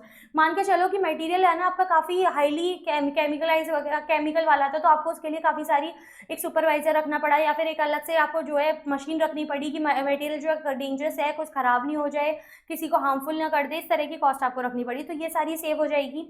और opportunity cost of the funds blocked in inventory का क्या मतलब है कि आप जब फिनिश गुड्स या रॉ मटेरियल खरीदते थे या फिनिश गुड्स बनाते थे, तो आपका रुपया जो है वहाँ ब्लॉक हो जाता था, वर्किंग कैपिटल आपकी ब्लॉक हो जाती थी। लेकिन अब ऐसा कुछ भी नहीं है, अब आप कुछ ले नहीं रहे हो पहले से और ना कुछ बना के रख रहे हो, तो आपका जो रुपया वहाँ ब्लॉक होता था वो अब यहाँ पे क्या हो जाएगा, सेव हो जाएगा, आपका रुपया बच जाएगा। अब उस रुपये को आप हो सकता है कहीं और इन्वेस्ट करके आप रिटर्न कमा सकते हो या फिर उससे आप कोई नया प्रोडक्ट लॉन्च कर लो, नई फैक्ट्री डाल लो, उस तरह से उस रुपये को आप यूज कर सकते हो। तो opportunity cost of the funds blocked in inventory, funds जो ब्लॉक हो गए इन्वेंट्री में उसकी अपॉर्चुनिटी कॉस्ट, ये भी आपकी क्या हो जाएगी, सेव हो जाएगी। तो क्या क्या सेव होगा, holding, warehousing, storage cost, carrying cost और इंश्योरेंस कॉस्ट। कैरिंग कॉस्ट में material handling cost and opportunity cost सब आपकी सेव हो जाएगी। पर ऐसा नहीं है कि सिर्फ सेविंग होगी, आपकी एक्स्ट्रा कॉस्ट भी आएगी जीआईटी की वजह से। अब क्या क्या कॉस्ट आने वाली है वो समझो। आपको सप्लायर को एक्स्ट्रा पेमेंट करना पड़ेगा। सप्लायर को एक्स्ट्रा पेमेंट क्यों करना पड़ेगा, क्योंकि देखो जब आप कह रहे हो जब भी सप्लायर भेज रहा है डेटा, जब रॉ मटेरियल आपको भेज रहा है, आपने बोला ना क्लोज लिंक है आपके सप्लायर के संग, तो वो टाइम पे भेज रहा है, फ्रिक्वेंट डिलीवरी कर रहा है। जब सप्लायर सब आपके अकॉर्डिंग कर रहे हैं तो वो आपसे कुछ एक्स्ट्रा चार्ज तो ऑफकोर्स करेगा, वो आपका कोई रिश्तेदार तो है नहीं, और रिश्तेदार होगा तो भी लेगा क्योंकि सप्लायर सब आपके लिए कर रहा है। दूसरा क्या होगा, ओवर टाइम कॉस्ट आएगी कि मान के चलो कि कस्टमर कंपनी के पास बड़ा ऑर्डर आ गया और आपको कस्टमर की डिमांड फुलफिल करनी है, और आप जब भी प्रोडक्शन करोगे, जब भी प्रोड्यूस करोगे, जब इस रिक्वायरमेंट आएगी, तो ओवर टाइम हो सकता है वर्कर्स को करना पड़े, तो ओवर टाइम की कॉस्ट आ जाएगी। फिर ऑर्डरिंग कॉस्ट। ऑर्डरिंग कॉस्ट हालांकि बहुत छोटी होती है, नेग्लिजिबल होती है, लेकिन इसमें क्या होगा, ऑर्डरिंग कॉस्ट आपकी इंक्रीज हो जाएगी। क्यों, आपका क्या होगा, मल्टीपल टाइम ऑर्डर लगेंगे तो मल्टीपल टाइम जो है पीओज बने जाएंगे, तो ये ऑर्डरिंग कॉस्ट आ जाएगी। फिर स्टॉक आउट कॉस्ट। इसका मतलब क्या होता है कि सपोज आपके पास 1000 यूनिट्स की डिमांड थी, ठीक है, अब लेकिन आपकी जो कंपनी है ना उसकी कैपेसिटी सिर्फ 900 यूनिट्स बनाने की थी, मतलब 1000 यूनिट्स की डिमांड थी, सिर्फ आप 900 यूनिट्स बना पाए, तो जो 100 यूनिट्स रह गई इसका आप क्या करोगे। ऐसा तो नहीं कस्टमर को डिससेटिस्फाई कर दोगे कि सॉरी हम तो 900 ही बना पाए, नहीं, आप क्या करोगे, अपने कॉम्पिटिटर के पास जाओगे, आप क्या करोगे, अपने कॉम्पिटिटर के पास जाओगे और उसको बोलोगे कि आप हमें 100 यूनिट्स दे दो और हम जो है अपने कस्टमर को दे पाएंगे। तो कॉम्पिटिटर इतना अच्छा नहीं होता, कॉम्पिटिटर आपसे क्या करेगा, एक्स्ट्रा चार्ज करेगा कि ठीक है हम 100 यूनिट्स दे देंगे, आप बदले में हमें एक्स्ट्रा दो, हमें भी तो कमीशन चाहिए। तो ये स्टॉक आउट कॉस्ट होती है क्योंकि आपकी कंपनी की कैपेसिटी नहीं थी, इस वजह से स्टॉक आउट हो गया और इस वजह से क्या हुआ, आपको बाजार से एक्स्ट्रा कॉस्ट देके खर्च करना पड़ा, तो ये हमारी क्या हो गई, कॉस्ट आ गई जीआईटी की वजह से। Contribution loss due to stock out. Suppose ऊपर वाला एग्जांपल ले लेते कि 1000 यूनिट्स बनानी थी, आप सिर्फ 900 यूनिट्स बना पाए, तो जो 100 यूनिट्स रह गई, कॉम्पिटिटर ने बोला उसके पास भी नहीं है, तो 100 यूनिट्स का क्या हो गया, कस्टमर को आपने बोला कि भाई नहीं बन पाएंगे, हमारे पास सिर्फ 900 कैपेसिटी, हमने उतनी बना दी, आप इनमें खुश रहो, तो कस्टमर क्या है, आपके 100 यूनिट्स के कस्टमर जो है टूट जाएंगे, मतलब कॉन्ट्रीब्यूशन लॉस हो जाएगा, जो 100 यूनिट्स का कॉन्ट्रीब्यूशन कमा सकते थे वो कॉन्ट्रीब्यूशन लॉस हो जाएगा ड्यू टू स्टॉक आउट। तो ये हो गया क्या, कॉस्ट आ गई जीआईटी की वजह से। तो एक्स्ट्रा पेमेंट सप्लायर को करना पड़ा, ओवर टाइम की कॉस्ट आ गई, ऑर्डरिंग कॉस्ट आ गई और स्टॉक आउट कॉस्ट आ गई, आपका contribution loss due to stock out ये आ गया। लेकिन इसमें कुछ स्पेशल पॉइंट्स दिए हुए हैं, क्या क्या, कि जब भी आपकी सेविंग्स है ना, होल्डिंग, इंश्योरेंस और कैरिंग कॉस्ट, जब भी आप ये कैलकुलेट करोगे हमेशा एवरेज इन्वेंट्री पे कैलकुलेट होगी, हमेशा किस पे कैलकुलेट होगी, एवरेज इन्वेंट्री पे। इसका क्या मतलब है कि आपको क्या है, हमेशा एवरेज इन्वेंट्री कैलकुलेट करनी पड़ेगी। अब देखो, मैंने आपको स्टार्टिंग में ये चीज़ बताई थी कि जब भी हम परचेज की बात करेंगे, मतलब मटेरियल की बात हो रही है और प्रोडक्शन का मतलब फिनिश गुड्स की बात हो रही है, ठीक है। तो अब मुझे क्या करना है, एवरेज इन्वेंट्री निकालिए। तो जीआईटी परचेज के केस में, मतलब रॉ मटेरियल के केस में, मैं एवरेज इन्वेंट्री कैसे निकालूंगी, ऑर्डर साइज या ईओक्यू अपॉन 2। लेकिन जीआईटी प्रोडक्शन मतलब फिनिश गुड्स के केस में मैं एवरेज इन्वेंट्री कैसे निकालूंगी कि opening stock plus closing stock divided by 2। अब ये जो मैंने परचेज में ईओक्यू बताई, ये कैसे निकलता है, ये निकलता है 2AO अपॉन सी अंडर रूट 2AO अपॉन सी, और ये आपका आ जाएगा ईओक्यू। अब ए का क्या मतलब होता है, एनुअल कंजम्पशन ऑफ मटेरियल का। ओ का मतलब ordering cost per order, ordering cost क्या आ रही है, और कैरिंग कॉस्ट पर यूनिट मतलब सी मतलब carrying cost per unit per annum, ये आपकी आ जाएगी। तो ये स्पेशल पॉइंट था। अब इसमें एक पॉइंट और स्पेशल दे रखा है कि मान के चलो कोई लेबर है, ठीक है, जीआईटी प्रोडक्शन के केस है, मतलब फिनिश गुड्स का केस है, और उसमें जो लेबर है ना वो ओवर टाइम कर रही है। तो ओवर टाइम की कॉस्ट आप कैसे निकालोगे, अगर कोई भी लेबर इंक्रीमेंटल या एक्स्ट्रा ओवर टाइम कर रही है तो ओवर टाइम की कॉस्ट हम कैसे निकालेंगे। तो इसमें दो चीजें होती है, अब इसको समझना। देखो, लेबर है और वो ओवर टाइम कर रही है, या इंक्रीमेंटल आवर्स बोल दे, ओवर टाइम बोल दे, एक ही बात है। तो ऐसे केस में ओवर टाइम की कॉस्ट क्या होगी, ओवर टाइम कॉस्ट क्या होगी। अब इसमें भी दो चीज़ें होती हैं। अगर आपका मिनिमम कॉन्ट्रैक्टेड आवर है, अगर आपका एक लेबर के संग एग्रीड है कि आप है ना, आपको डेली 1 घंटे के हिसाब से मैं इतना रुपया दूंगा, अगर आपका ये मिनिमम कॉन्ट्रैक्टेड आवर्स है, तो ऐसे केस में अगर वो ओवर टाइम कर रही है तो वेजेस क्या होंगे कि over time wages plus over time premium. तो ऐसे केस में हम क्या पेमेंट करेंगे, over time wages plus over time premium, ये इसके टोटल वेज हो जाएगी। लेकिन अगर कोई मिनिमम कॉन्ट्रैक्टेड आवर नहीं है, मतलब प्रति घंटा मैंने कुछ फाइनल नहीं कर रखा, जितना जितना काम करेगा उस हिसाब से पेमेंट करना है, तो जितना ओवर टाइम किया ना सिर्फ उतना पे करना है, मतलब ओनली ओवर टाइम प्रीमियम आपको पे करना है। अगर मिनिमम कॉन्ट्रैक्टेड आवर्स है तो over time wages plus over time premium, लेकिन अगर ऐसा कुछ भी नहीं है तो ओनली ओवर टाइम प्रीमियम आपको पे करना है। तो यही इसमें लिखा हुआ है कि अगर मिनिमम कॉन्ट्रैक्टेड आवर्स है तो over time wages plus over time premium, otherwise only over time premium, ठीक है। अब इसमें एक सबसे इंपॉर्टेंट चीज़ है क्या, कि क्वेश्चन सॉल्व कैसे करोगे, कौन सा मेथड लेके। तो देखो, सिंपल सी बात इसमें बोली हुई कि अगर जीआईटी परचेज का क्वेश्चन है, मतलब रॉ मटेरियल की बात हो रही है, रॉ मटेरियल की बात हो रही है, अगर जीआईटी परचेज का क्वेश्चन है तो हमेशा टोटल मेथड लगाना, टोटल कॉस्ट अंडर जीआईटी और total cost under current system, फिर उसको कंपेयर कर लेना। लेकिन अगर जीआईटी प्रोडक्शन का क्वेश्चन है तो आप क्या लगाओ, इंक्रीमेंटल मेथड, मतलब एक्स्ट्रा कॉस्ट कितनी आ रही है और एक्स्ट्रा सेविंग कितनी आ रही है वो आपको लगाना है। तो इस तरह से आप निकाल लोगे। देखो, अब हमने जो फोर्थ पॉइंट ही मतलब वाला डिस्कस किया ना, saving and cost due to JIT, ये पूरा फाइनेंशियल पर्सपेक्टिव से था। लेकिन जब भी हम जीआईटी इंप्लीमेंट करेंगे सिर्फ फाइनेंशियली, हमें नॉन फाइनेंशियल पर्सपेक्टिव भी देखना चाहिए। तो नॉन फाइनेंशियल पर्सपेक्टिव क्या बोलता है कि आपकी जीआईटी इंप्लीमेंट करके अगर जीआईटी का सिस्टम लगा क्या आपकी बिजनेस की एफिशिएंसी बढ़ी, एफिशिएंसी अगर बढ़ी तो जीआईटी इंप्लीमेंट करना सही है, अदरवाइज नहीं है। तो एफिशिएंसी आप कैलकुलेट कैसे करोगे, देखो एफिशिएंसी एंड इफेक्टिवनेस हमेशा परसेंटेज में आती है। तो एफिशिएंसी हम यहाँ कैलकुलेट करें, जिसको हम बोलते हैं मैन्युफैक्चरिंग प्रोसेसिंग या प्रोडक्शन साइकिल एफिशिएंसी। यूजुअली इसको मैन्युफैक्चरिंग साइकिल एफिशिएंसी कहते हैं, एंड एमसीई इसको बोलते हैं, क्या बोलते हैं, एमसीई। अब इसको कैलकुलेट कैसे करेंगे, आप क्या करो, अपना वैल्यू एडेड टाइम लो। वैल्यू एडेड टाइम का क्या मतलब है, processing time during the production, आपका जो एक्चुअल में प्रोसेसिंग टाइम लगा, रॉ मटेरियल से फिनिश गुड्स को कन्वर्ट करने में जो भी प्रोसेसिंग टाइम लगा, वो क्या होता है आपका processing time, value added time जो एक्चुअल में आया। फिर नॉन वैल्यू एडेड टाइम का क्या मतलब है, नॉन वैल्यू एडेड टाइम का मतलब है इंस्पेक्शन, स्टोरेज, वेटिंग, मूविंग, कि रॉ मटेरियल आपने इंस्पेक्ट करवाया, उस पर जो आपका टाइम लगा वो inspection time non value added है। इससे प्रोडक्ट की क्वालिटी पे कोई इफेक्ट नहीं आ रहा।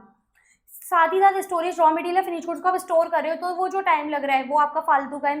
वेटिंग टाइम, आपने जो है रॉ मटेरियल को सही से प्रोसेस नहीं करा, डिपार्टमेंट ए ने टाइम दिया, फिर डिपार्टमेंट बी में गए, जैसे जैसे जो फालतू की वेटिंग आई तो वो नॉन वैल्यू एडिड टाइम है।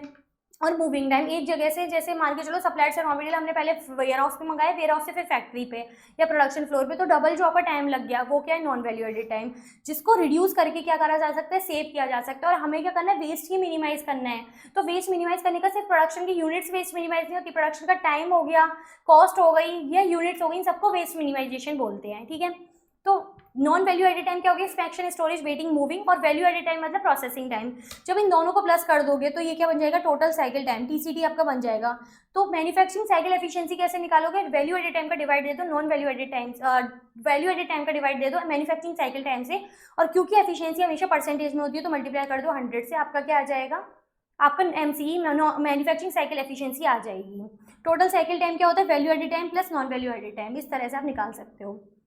फिर आप डिसीजन क्या लोगे, अगर बिजनेस की जीआईटी लगा के अगर बिजनेस की एफिशिएंसी इंक्रीज हो गई, अगर एफिशिएंसी इंक्रीज हो गई तो आपको जीआईटी पे शिफ्ट होना चाहिए, अदरवाइज नहीं होना चाहिए। इस तरह से आप डिसीजन लोगे। अब इसमें एक चीज़ और बताइए, टीएकेटी टाइम, टास्क टाइम, ये क्या होता है, ये क्या बोलता है कि एवरेज एक यूनिट को बनाने के लिए एवरेज कितना टाइम लगता है, average net time available to produce 1 unit. एक यूनिट को बनाने के लिए एवरेज नेट टाइम कितना अवेलेबल है उसको हम बोलते हैं टास्क टाइम। इसका मतलब क्या होता है, आप कैसे कैलकुलेट करोगे, आप कैलकुलेट करो net time available for production और जिसका डिवाइड दे दो total quantity to be produce, ठीक है। Net time available for production का क्या मतलब है कि टोटल टाइम आपके पास प्रोडक्शन के लिए कितना अवेलेबल है उसको लो, उसमें से लेस करो डाउन टाइम। डाउन टाइम का क्या मतलब है कि मशीन को क्लीनिंग करने का टाइम हो गया या शट डाउन मशीन रुक गई उसका टाइम या लुब्रिकेटिंग वगैरह, ऐसे जो भी चीज़ें फालतू के टाइम होते हैं उनको लेस करो।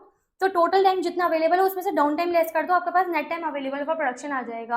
और डिवाइड करो total quantity to be produce, तो आप उससे डिवाइड करोगे तो आपका पर यूनिट की एक यूनिट को बनाने के लिए कितना टाइम अवेलेबल है वो आपके पास आ जाएगा। इसको हम बोलते हैं टास्क टाइम। फिर आता है बैक फ्लश अकाउंटिंग। देखो बैक फ्लश अकाउंटिंग क्या होता है, ये बेसिकली लिंक कर लो आप पूरा जीआईटी सपोर्ट से, आपको इजीली समझ में आ जाएगा। देखो बैक फ्लश अकाउंटिंग को समझना, यूजुअली क्या होता है अगर आप जीआईटी नहीं लगा के चल रहे हो तो क्या होता है कि आप जैसे आपने आज कोई प्रोडक्शन किया, ठीक है, आपने क्या करा प्रोडक्शन किया, आप उसको रिकॉर्ड करोगे, फिर WIP होगा, फिर आप उसको भी रिकॉर्ड करोगे, फिर आपका जो फिनिश गुड्स बन गया आप उसको रिकॉर्ड करोगे, ठीक है। और ऐसी साइकिल जो है डेली चलती रहेगी, साइकिल जो है डेली चलती रहेगी। अब जीआईटी में जो जीआईटी यूज करते हैं तो बैक फ्लश अकाउंटिंग क्या होता है उसको समझो।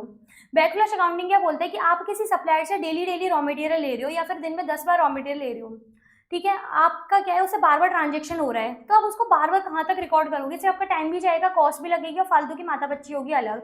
बार बार वो आपको मल्टीपल POs भेजे, आप उसके बाद सेल्स ऑर्डर भेजो, इस तरह से मल्टीपल चलता रहे, कस्टमर्स को सेल्स ऑर्डर भेजो, तो इस तरह से काफ़ी माथा बच्ची हो जाएगी। तो बैक फ्लश अकाउंटिंग क्या बोलता है कि आप डेली के ना करके आप क्या करो मंथ एंड पे जब आपका प्रोडक्शन कंप्लीट हो जाए ना तब अकाउंटिंग एंट्री कर दो, मतलब कंसोलिडेटेड एंट्री कर दो।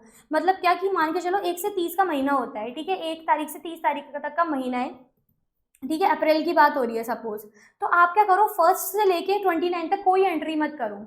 आप कब एंट्री करो 30 को करो, मंथ एंड पे आप एंट्री करो, कंसोलिडेटेड एंट्री करो, डेली ना करके कंसोलिडेटेड एंट्री करो, जिससे आपका टाइम कॉस्ट या और सब कुछ आपका जो है सेव हो जाएगा। तो ये क्या बोलता है back flush accounting. It helps in implementing JIT system by reducing number of accounting entries by delay recording. इससे क्या होगा पर टाइम और कॉस्ट दोनों सेव हो जाएगा। लेकिन बैक फ्लश आपको सुनने में अच्छा लग रहा हो कि वाओ कितना अच्छा है, अकाउंटिंग का काम कब हो गया, सीए में पहली बहुत काम करवाते हैं आप नहीं करवाएंगे, ऐसा कुछ नहीं है। सीए में जो भी काम कराते हैं रेलिवेंट करवाते हैं। अब इससे क्या क्या दिक्कतें होंगी वो समझो। अब मैंने हेडिंग के लिखी है, इसको समझना कि बैक फ्लशिंग करके हमारी क्या क्या प्रॉब्लम्स होंगी जिसको हमें करेक्ट करना चाहिए। करेक्ट क्यों करना चाहिए, क्योंकि इससे डिफरेंस आएगा किसमें, अकाउंटिंग रिकॉर्ड्स में और एक्चुअल इन्वेंट्री में। देखो इसका क्या मतलब है कि आपने एक्चुअल में कुछ इन्वेंट्री आपके पास पड़ी हुई है, ठीक है, एक्चुअल इन्वेंट्री का मतलब क्या हो गया कि आपने प्रोडक्शन किया, आपका फिनिश गुड्स तैयार है, आपने रखा हुआ है, ये देखो ये आपका फिनिश गुड्स बन गया, ठीक है, 100 यूनिट्स का। लेकिन इन्वेंट्री के जो रिकॉर्ड्स हैं, इन्वेंट्री के जो रिकॉर्ड्स है वो क्या बोल रहे हैं कि आपने बनाई है ओनली 80 यूनिट्स, ठीक है, इन्वेंट्री के रिकॉर्ड्स बोल रहे हैं आपने 80 यूनिट्स बनाई है और एक्चुअल में पड़ी है आपके पास 100 यूनिट्स। तो ये क्या हो रहा है, गैप आ रहा है, 20 यूनिट्स का गैप आ रहा है कि इन्वेंट्री में तो बता रहे हैं कि आप 80 यूनिट ही बना रहे हो जबकि एक्चुअल में तो 100 बनी पड़ी है। तो ऐसा तो नहीं है कि आपने एडवांस काम कर दिया। इसका मतलब क्या क्या होता है कि इसकी वजह से जो है काफ़ी सारी प्रॉब्लम्स क्रिएट हो जाती है, क्योंकि इन्वेंट्री का रिकॉर्ड हम मेंटेन ही कब कर रहे हैं, मंथ एंड में 30 तारीख को है ना, 30th डे पे जो है हमने मंथ की उस पर हमने काम किया है, उस पर हमने एक्चुअल में रिकॉर्डिंग करी है। तो बीच में जो भी दिक्कतें हुई हैं, जो भी चीज़ें हुई हैं वो हम रिकॉर्ड नहीं कर पाए। अब क्या क्या प्रॉब्लम्स होती है बैक फ्लशिंग को देख के वो देखो। 4 तरीके की आपकी प्रॉब्लम होती है। क्या क्या, सबसे पहले होती है प्रोडक्शन रिपोर्टिंग। प्रोडक्शन रिपोर्टिंग में क्या होता है कि प्रोडक्शन जो स्टाफ है ना वो फिगर्स करेक्टली एंटर नहीं करता, जिसकी वजह से क्या होता है प्रोडक्शन रिपोर्टिंग में दिक्कत हो जाती है। जैसे इस केस में हुई कि इन्वेंट्री का रिकॉर्ड क्या बोल रहे हैं कि आपने 80 यूनिट्स बनाई जबकि एक्चुअल में 100 यूनिट्स बनी पड़ी हैं, तो 20 यूनिट्स का घपला आ रहा है क्योंकि प्रोडक्शन जो स्टाफ है ना जो प्रोडक्शन कर रहा है वो उसने एंट्री जो है सही से नहीं करी, तो इसकी वजह से कंसोलिडेटेड एंट्री भी क्या हो गई, खराब हो गई, तो रिकॉर्ड्स जो है ट्रैक नहीं हो पाएंगे।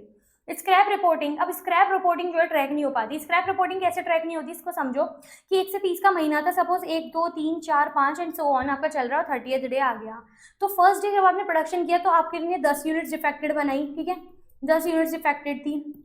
सेकेंड को आपकी मान के चलो 12 यूनिट्स डिफेक्टेड थी, ऐसे थर्ड को 15 यूनिट्स डिफेक्टेड थी एंड सो ऑन चल रहा था। लेकिन आपने कब प्रोडक्शन, आपने रिकॉर्ड कब करा, 30th डे को किया, और जो भी उस दिन एबनॉर्मल लॉस होगा आपने पर्टिकुलर वो ट्रैक किया। आपने जो ये डेली ये डिफेक्ट्स बन रहे थे ना आपने ये ट्रैक ही नहीं किए, क्योंकि आप रिकॉर्ड ही नहीं करते थे, आप तो बहुत बिजी चल रहे थे, आप तो सिर्फ मंथ एंड पे एंट्री करते थे, तो आपने ना तो ये ट्रैक करे जिसकी वजह से आप इसको डेली देख पाओ क्यों हो रहे हो और आप कम कर पाओ, ये तो आपने देखा ही नहीं।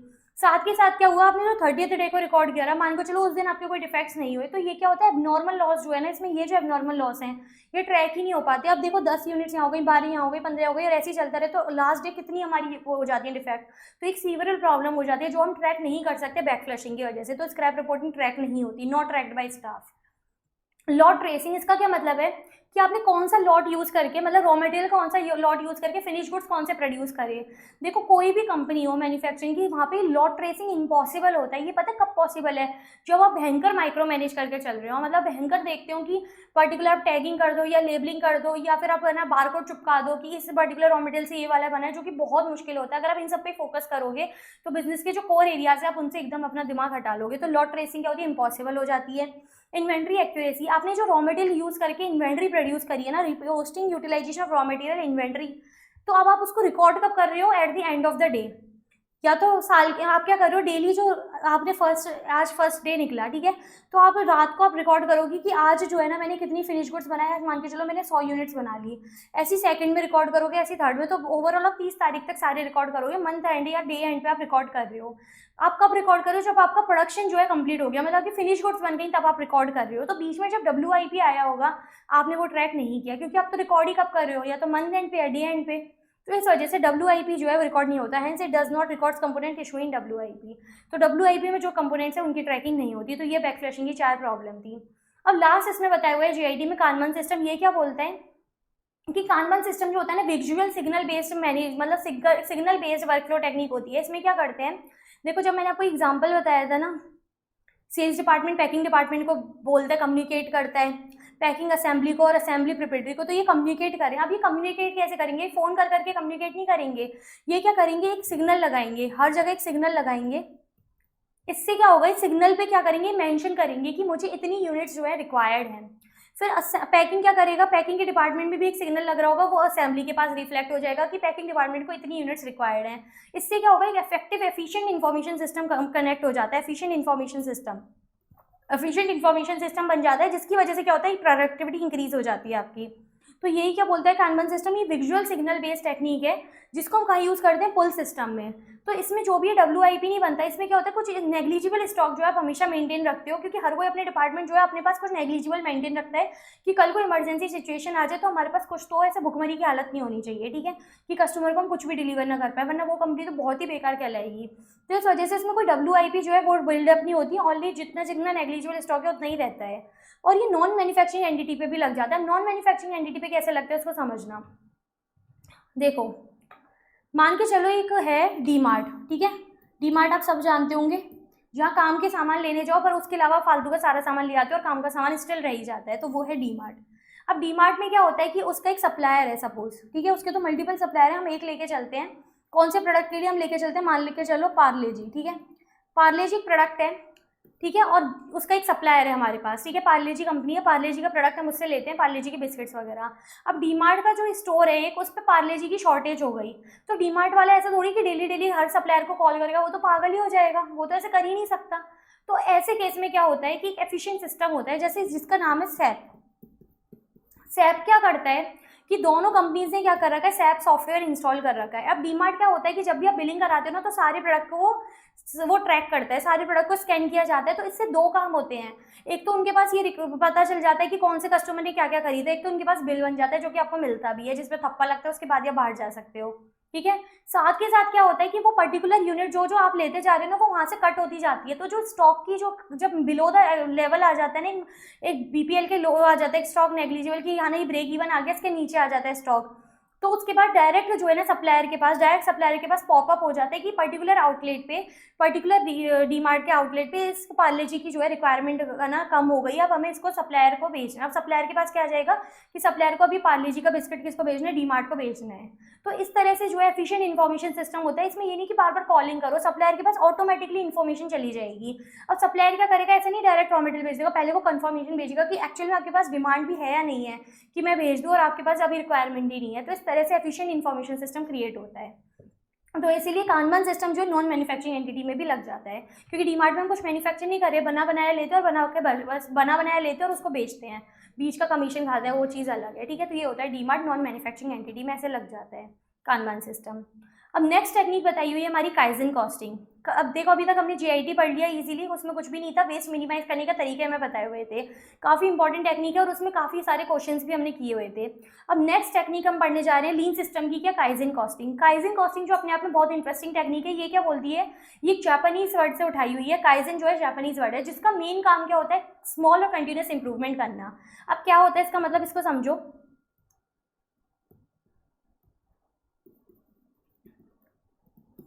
देखो मान के चलो एक कंपनी है, ठीक है, आप इसमें क्या करो, स्मॉल और कंटिन्यूस इंप्रूवमेंट करो। अब वो कैसे करते हो आप उसको समझना, कि मान के चलो एक बर्गर कंपनी है, ठीक है। अब वो क्या देखती है, उसने रिसर्च और सर्वे किया, उसने क्या देखा कि वो एक बर्गर के संग 3 केचप के पैकेट देती है। वो क्या करती है, एक बर्गर के संग 3 केचप के पैकेट देती है। उसने रिसर्च और सर्वे किया और उसको पता लगा कि कस्टमर जो है ना ओनली 2 केचप के जो पैकेट है ना उनको कंज्यूम करते हैं और एक जो है ना वो वेस्ट करते हैं, या तो वहीं छोड़ जाते हैं या फैला जाते हैं या फिर अपने संग ले जाते हैं, मतलब उसको कंज्यूम नहीं कर रहे हैं उधर ही। तो बेसिकली वो मैक्सिमम कंज्यूम कितना कर रहे हैं, 2। तो एक केचप का पैकेट क्या है, वेस्ट है। अब उन्होंने क्या करा, उन्होंने सोचा कि अब इस एक केचप के पैकेट को देना हम बंद करेंगे। तो आप कहोगे यार ये कितनी छोटी सी चीज़ है, इससे बिजनेस जो है कैसे चलेगा। अब इसको समझो ध्यान से, कि मान के चलो एक दिन में 5000 कस्टमर्स आते हैं, ठीक है, 5000 कस्टमर्स हो गए। आप एक केचप का पैकेट जो है वो देना बंद कर रहे हो। आप क्या कर रहे हो, एग्जिस्टिंग आप बर्गर जो अभी देते हो वही बर्गर दे रहे हो, और उसमें आप क्या बोल रहे हो कि अब मैं 3 की बजाय कितने केचप के पैकेट दूंगा, 2 दूंगा, ठीक है। तो आपने क्या करा, एक केचप का पैकेट सेव कर लिया, ये हो गई आपकी क्या, सेविंग, ठीक है। अब मान के चलो एक महीने में 30 दिन होते हैं, तो आपने कितना रुपया सेव कर लिया, 1.5 लाख, ठीक है। तो पूरे साल में आपने कितना रुपया सेव कर लिया, एक साल में 12 महीने ही होते हैं ना, अभी तक तो इतने ही है, तो ये कितना हो गया, 18 लाख, ठीक है। तो एक साल में आपने 18 लाख कॉस्ट सेव कर ली। जब आप P&L बनाओगे ना और जब आप ये सेविंग लिखोगे तो आपके पास एक अलग ही ग्लो होगा आपके चेहरे पे। क्यों, क्योंकि अगर आप ऐसी छोटी छोटी कॉस्ट ऐसी लाख्स में बचा लोगे ना तो आपका एक बहुत मेजर एक्सपेंडिचर जो है आप सेव कर सकते हो। और हर कंपनी के लिए ये कॉस्ट जो है ना काफ़ी मैटर करती है, हर कोई चाहता है कि कॉस्ट कम से कम हो। तो ओवरऑल आपने एक छोटा सा पैकेट सेव करके, एक रुपये के केचप के पैकेट को सेव करके आपने 18 लाख जो है कंपनी के बचा लिए। मैंने अभी अज्यूम किया कि एक केचप का पैकेट जो है ना वो 1 रुपये का है, ठीक है, ये अज्यूम करके मैंने ये एक लिया है। तो ये मैंने क्या कर लिया, 1 रुपया सेव कर लिया। 5000 कस्टमर दिन के थे और एक साल के कितने हो गए, टोटल 18 लाख रुपए मेरे सेव हो गए। तो काइजन क्या बोलता है कि आप ज़्यादा खर्चा मत करो, आप क्या करो, स्मॉल और कंटिन्यूस इंप्रूवमेंट करो, मतलब छोटे छोटे खर्चे बचाओ और कंटिन्यूसली बेसिस पे बचाओ। कहाँ से, across all function, process and employees. तो अभी मैंने जो आपको एग्जांपल दिया वो प्रोसेसेस का था, फंक्शन भी ले सकते हो। अब एम्प्लॉइज का जो है कैसे, और समझ लो। एम्प्लॉइज में क्या होता है कि मान के चलो आर्टिकलशिप फर्म है ना आपकी, मान के चलो एक सीए फर्म है, वहाँ पे आर्टिकल्स आते हैं, ठीक है, आर्टिकलशिप चल रही है उनकी। अब वो क्या करते हैं, जैसे हम टी कप देते हैं उनको, ठीक है, टी का कप देते हैं, तो यूजुअली टी का कप बड़ा है तो या तो वो क्या करते हैं फैला देते हैं, या फिर कुछ ऐसे होते हैं कि no I don't like tea and this, तो वो नहीं पीते। तो ओवरऑल जो है वो टी जो है वेस्ट करते हैं, चाय को वेस्ट करते हैं, और इंडिया में कोई चाय वेस्ट करे वो बर्दाश्त नहीं होता। तो कंपनी ने ये सर्वे किया, मतलब सीए फर्म ने देखा कि भाई ये तो आर्टिकल्स जो है फालतू कर रहे हैं, गंदगी कर रहे हैं अलग, और मतलब फालतू वेस्ट करे। तो उन्होंने क्या करा, चाय का कप तो अभी भी चाय तो देंगे पर वो स्मॉल कर दिया, चाय का कप क्या कर दिया, छोटा कर दिया, स्मॉल साइज कर दिया। जिससे क्या हुआ, ना तो वेस्टेज होगी, जितना जिसको पिया जाए वो उतना ही पिएगा, ना तो हम एक्स्ट्रा कुछ ऐसा देंगे जैसे वो गिरने करने का कोई नुकसान हो। तो आपने क्या करा, माइनर इंप्रूवमेंट करिए, continuous small and continuous improvement करके आपने क्या करा, अपनी कॉस्ट सेव करने की कोशिश करिए, वेस्ट को मिनिमाइज करने की कोशिश करिए। जो फालतू चाय वेस्ट करते थे उनको जो है वेस्ट मिनिमाइज करने की कोशिश करी। क्योंकि हम क्या पढ़ रहे हैं, लीन सिस्टम की टेक्निक पढ़ रहे हैं, तो हमारा मेन एम का है कि वेस्ट जो मिनिमाइज करना का हमारा मेन टेक्निक है, मेन एम का है वेस्ट को मिनिमाइज करना।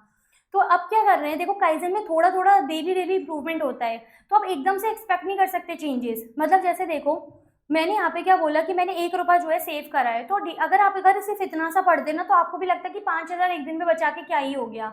तो आप अब देखो सालाना जो है कितना मैटर करता है। तो धीरे धीरे जो है कंटिन्यूस इंप्रूवमेंट आप करते हो तो धीरे धीरे जो है इसमें सेविंग्स वगैरह दिखती हैं और धीरे धीरे चेंजेस दिखते हैं। Hence radical change is not expected, तो एकदम से आप चेंज नहीं देख सकते। और इसका प्राइमरली एम क्या है कि एग्जिस्टिंग प्रोडक्शन प्रोसेस जो है इसको इंप्रूव करना है। देखो जब मैंने एग्जांपल लिया ना तो मैं उसी बर्गर के बारे में बात कर रही थी, जिस बर्गर के संग मैं 3 पैकेट जब देती थी ना उसी के संग अब मैं 2 दूंगी, अब 3 की बजाय 2 दूंगी। तो मैं यूँ नहीं बोल रही कि मैं कोई नया बर्गर लॉन्च करने जा रही हूँ उसके संग 2 केचप दूंगी, बाकी के संग 3 चलने दो। मैं नए पे नहीं बोल रही, मैं एग्जिस्टिंग में जो है सेविंग करने की आपको समझा रही हूँ, एग्जिस्टिंग में कंटिन्यूस इंप्रूवमेंट करना समझा रही हूँ। तो ये किस पे फोकस करता है, इंप्रूव करता है existing production process. Hence it does not focus on improvement by innovation, मतलब ये नहीं बोलता कि कोई इनोवेटिव प्रोडक्ट बनाओ जिसमें कॉस्ट कम होनी चाहिए, प्रोडक्ट एफिशिएंसी ज़्यादा, ऐसा नहीं। आप एग्जिस्टिंग प्रोडक्शन प्रोसेस को ही देखो और उसमें ही क्या करो, इंप्रूवमेंट करो, स्मॉल एंड कंटिन्यूस इंप्रूवमेंट करो। और ये क्या करता है, टारगेट कॉस्टिंग यूज करता है, uses target costing to set the required plan cost of product. Target costing का क्या मतलब होता है कि आपका जो एक्चुअल कॉस्ट आ रही है और आप एक टारगेट कॉस्ट सेट कर लो और आप उस टारगेट कॉस्ट को अचीव करने के लिए आप क्या करो, टेक्निक्स लगाओ, जिसमें one of the most important होती है काइजन कॉस्टिंग। कैसे हेल्प करती है कि कंटिन्यूसली इंप्रूव करते जाओ धीरे धीरे कॉस्ट को कम करने के लिए। तो काइजन कॉस्टिंग जो है ना, उसकी प्रोसेस 3 तरह से स्टेप्स में डिवाइड है। 3 स्टेप्स में कैसे डिवाइड है? सबसे पहले आप क्या करो, कॉस्ट रिडक्शन गोल सेट कर लो। मान के चलो आप कोई प्रोडक्ट बनाते हो, ठीक है, उसकी कॉस्ट अभी आ रही है 20 रुपये और आपने टारगेट कॉस्ट ले लिया कि आपको उसको 18 पे लेके आना है, तो आपकी कॉस्ट रिडक्शन गोल क्या हो गया, 18, ठीक है। आपकी एक्चुअल में पहले कितनी थी, 20, और 20 से 18 पे आपको लाना है, तो गैप कितने का हो गया, 2 रुपीज़ का। तो आप क्या करो, गैप देखो, कंपेयर करो आपका गोल और एक्चुअल कॉस्ट को। तो मैंने इन दोनों को कंपेयर किया। फिर मैं क्या करूंगी, अब मेरे को जो 20 से 18 पे लाना है, 2 रुपये जो मुझे कम करने हैं, तो उसके लिए मैं कॉस्ट रिडक्शन टेक्निक लगाऊंगी, जैसे वैल्यू एनालिसिस। वैल्यू एनालिसिस क्या बोलते हैं कि एग्जिस्टिंग प्रोसेस, देखो काइजन एग्जिस्टिंग प्रोसेस पे वर्क करता है, तो वैल्यू एनालिसिस क्या बोलता है, जब आप specialise cost management technique chapter पढ़ोगे ना, तब आपको पता लगेगा, उसमें हम पढ़ेंगे वैल्यू एनालिसिस। वो क्या बोलता है कि एग्जिस्टिंग प्रोडक्शन प्रोसेस पे जो है फोकस करो, और उसमें भी जो भी नॉन वैल्यू एडेड एक्टिविटी है, जैसे सेटअप वगैरह की एक्टिविटी हो गई, जो कि इंजीनियरिंग आर्ट्स हो गई, जो भी फालतू की एक्टिविटी है, जो आपके प्रोडक्शन करने में कहीं भी वैल्यू ऐड नहीं करनी, बल्कि आपका टाइम वेस्ट ही कर रही है, आपकी कॉस्ट एक्सेस में इंक्रीज करिए बेवजह, उनको कम करो। तो काइजन कॉस्टिंग क्या बोलता है कि आप धीरे धीरे इंप्रूवमेंट करके इन सब कॉस्ट को कम करो, सो दैट आप क्या करो, अपना कॉस्ट जो टारगेट है ना, अपनी टारगेट कॉस्ट जो है उसको अचीव कर लो, कॉस्ट रिडक्शन टारगेट को आप अचीव कर लो। ये हेल्प करता है। तो formulate and implement cost reduction plan based on what, value analysis. Value analysis क्यों यूज करें, क्योंकि काइजन हमेशा एग्जिस्टिंग के बारे में बात करता है, और वैल्यू एनालिसिस भी एग्जिस्टिंग प्रोडक्शन प्रोसेस पे फोकस करता है। अब काइजन कॉस्टिंग और स्टैंडर्ड कॉस्टिंग आपने पढ़ा हुआ है, उसमें क्या डिफरेंस होते हैं उसको समझो। देखो स्टैंडर्ड कॉस्टिंग क्या होता है, कॉस्ट कंट्रोल टेक्निक होती है। कॉस्ट कंट्रोल का क्या मतलब है, जबरदस्ती कॉस्ट को कम करना, फिर आपकी क्वालिटी खराब हो तो हो जाए, आपको बस आपका क्या एम है कि कॉस्ट को कम करो, कैसे ना कैसे कस्टमर डिससेटिस्फाइड हो जाए, इनको कोई फर्क नहीं पड़ता, बस कॉस्ट को इनको कम करने की लगी रहती है। जबकि काइजन क्या बोलता है कि क्वालिटी को मेंटेन रखते हुए कॉस्ट को कम करो, कॉस्ट रिडक्शन टेक्निक, क्वालिटी को मेंटेन रखते हुए कॉस्ट को कम करना। स्टैंडर्ड का फोकस कहाँ होता है, करंट वर्क कंडीशन पे, कि करंटली हमारा क्या एम है, कॉस्ट को कम करना है कैसे ना कैसे करके।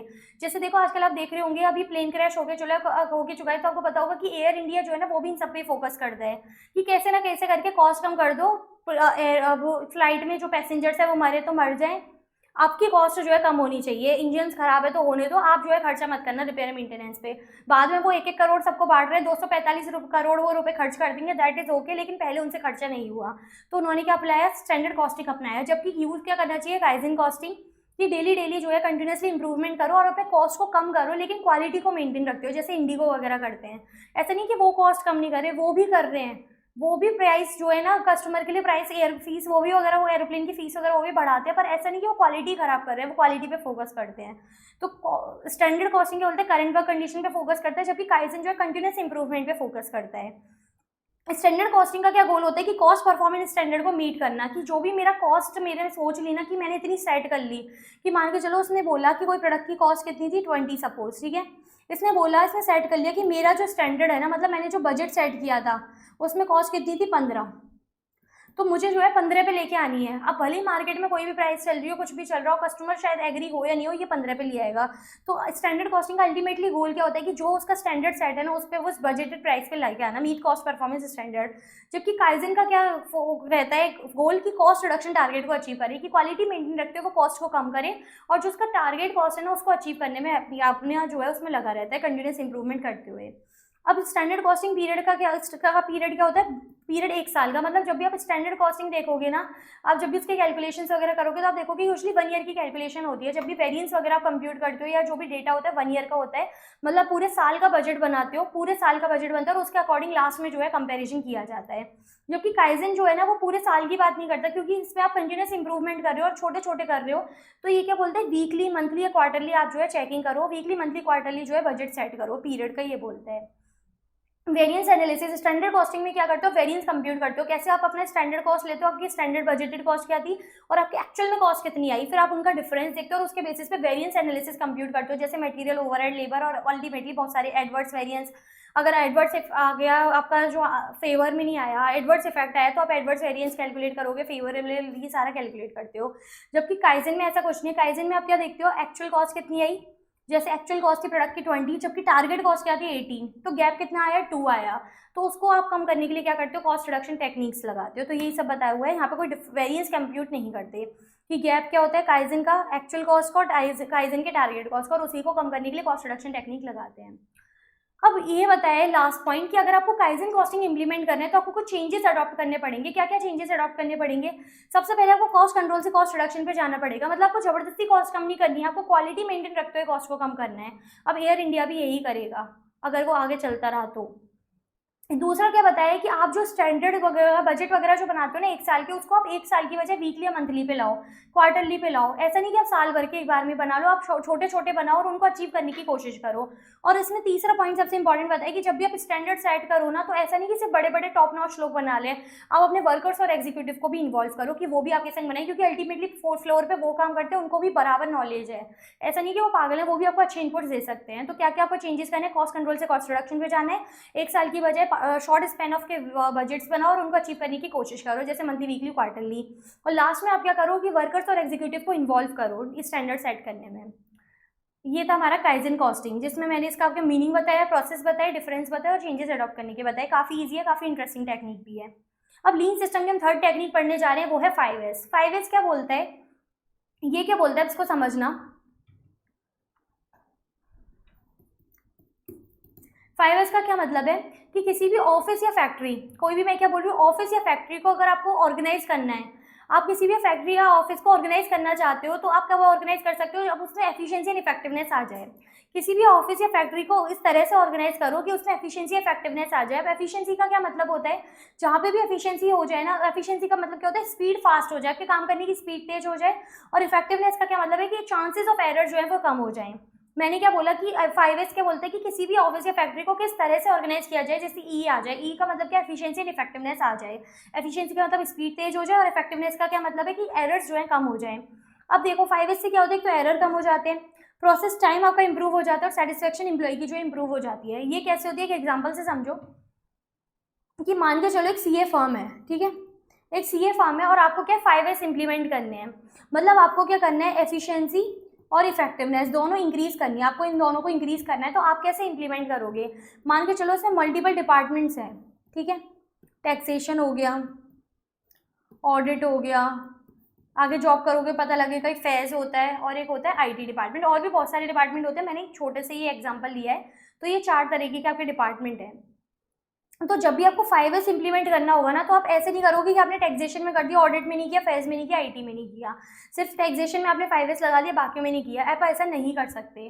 तो 5S क्या बोलते हैं कि जब भी आपको 5S इंप्लीमेंट करना है ना, all person in organisation, all person मतलब सब डिपार्टमेंट को लगाना पड़ेगा, जितने भी लोग हैं सबको लगाना पड़ेगा, नॉट ओनली बाय 1 पर्सन पर डिपार्टमेंट।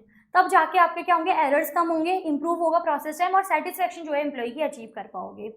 तो 5S जो है ना, ये बेसिकली फाउंडेशन है, मतलब बेस है। ये क्या है? बेस है सबका। जो भी आपने टेक्निक्स पढ़ी है, जैसे आपने जीआईटी पढ़ी, अभी आगे आप टीपीएम वगैरह पढ़ोगे, तो जो भी आप टेक्निक्स पढ़ रहे हो ना, सबका बेस है। मतलब अगर आप 5S इंप्लीमेंट करोगे ना, तो ही आप आगे की टेक्निक्स इंप्लीमेंट कर सकते हो। जीआईटी वगैरह आप तभी लगा सकते हो। तो ये क्या बेस है हर चीज़ का। जैसे आपकी जो एग्जाम दोगे ना, आप आगे जो भी रैंक आपकी आएगी या जो भी आप आगे करोगे, उसका बेस क्या है? कि सीए की डिग्री। इस तरह से आपका क्या है? 5S जो है बेस है आपकी वेरियस टेक्निक्स का। तो जैसे जीआईटी हो गया, टीपीएम हो गया, तो इसलिए सबको हम क्या बोलते हैं? It is an enabler for continuous improvement. मतलब अगर आपको कंटिन्यूसली इंप्रूव करना है ना, तो ये एक्ट एज एन इनेबलर, मतलब ये स्टार्टिंग पॉइंट आपके लिए वर्क करेगा। देखो इनेबलर का मतलब मैं आपको और डिटेल में समझा देती हूँ। देखो हमने जब मामला मॉडर्न बिजनेस एनवायरनमेंट चैप्टर पढ़ा था, तो उसमें मैंने आपको बताया था TQM में एक होती है PDCA साइकिल। PDCA ये एक साइकिल होती है, जिसका मतलब क्या होता है? प्लान, डू, चेक और act. Plan, do, check, act, ठीक है। प्लान, डू, चेक, एक्ट इसका होता है मतलब।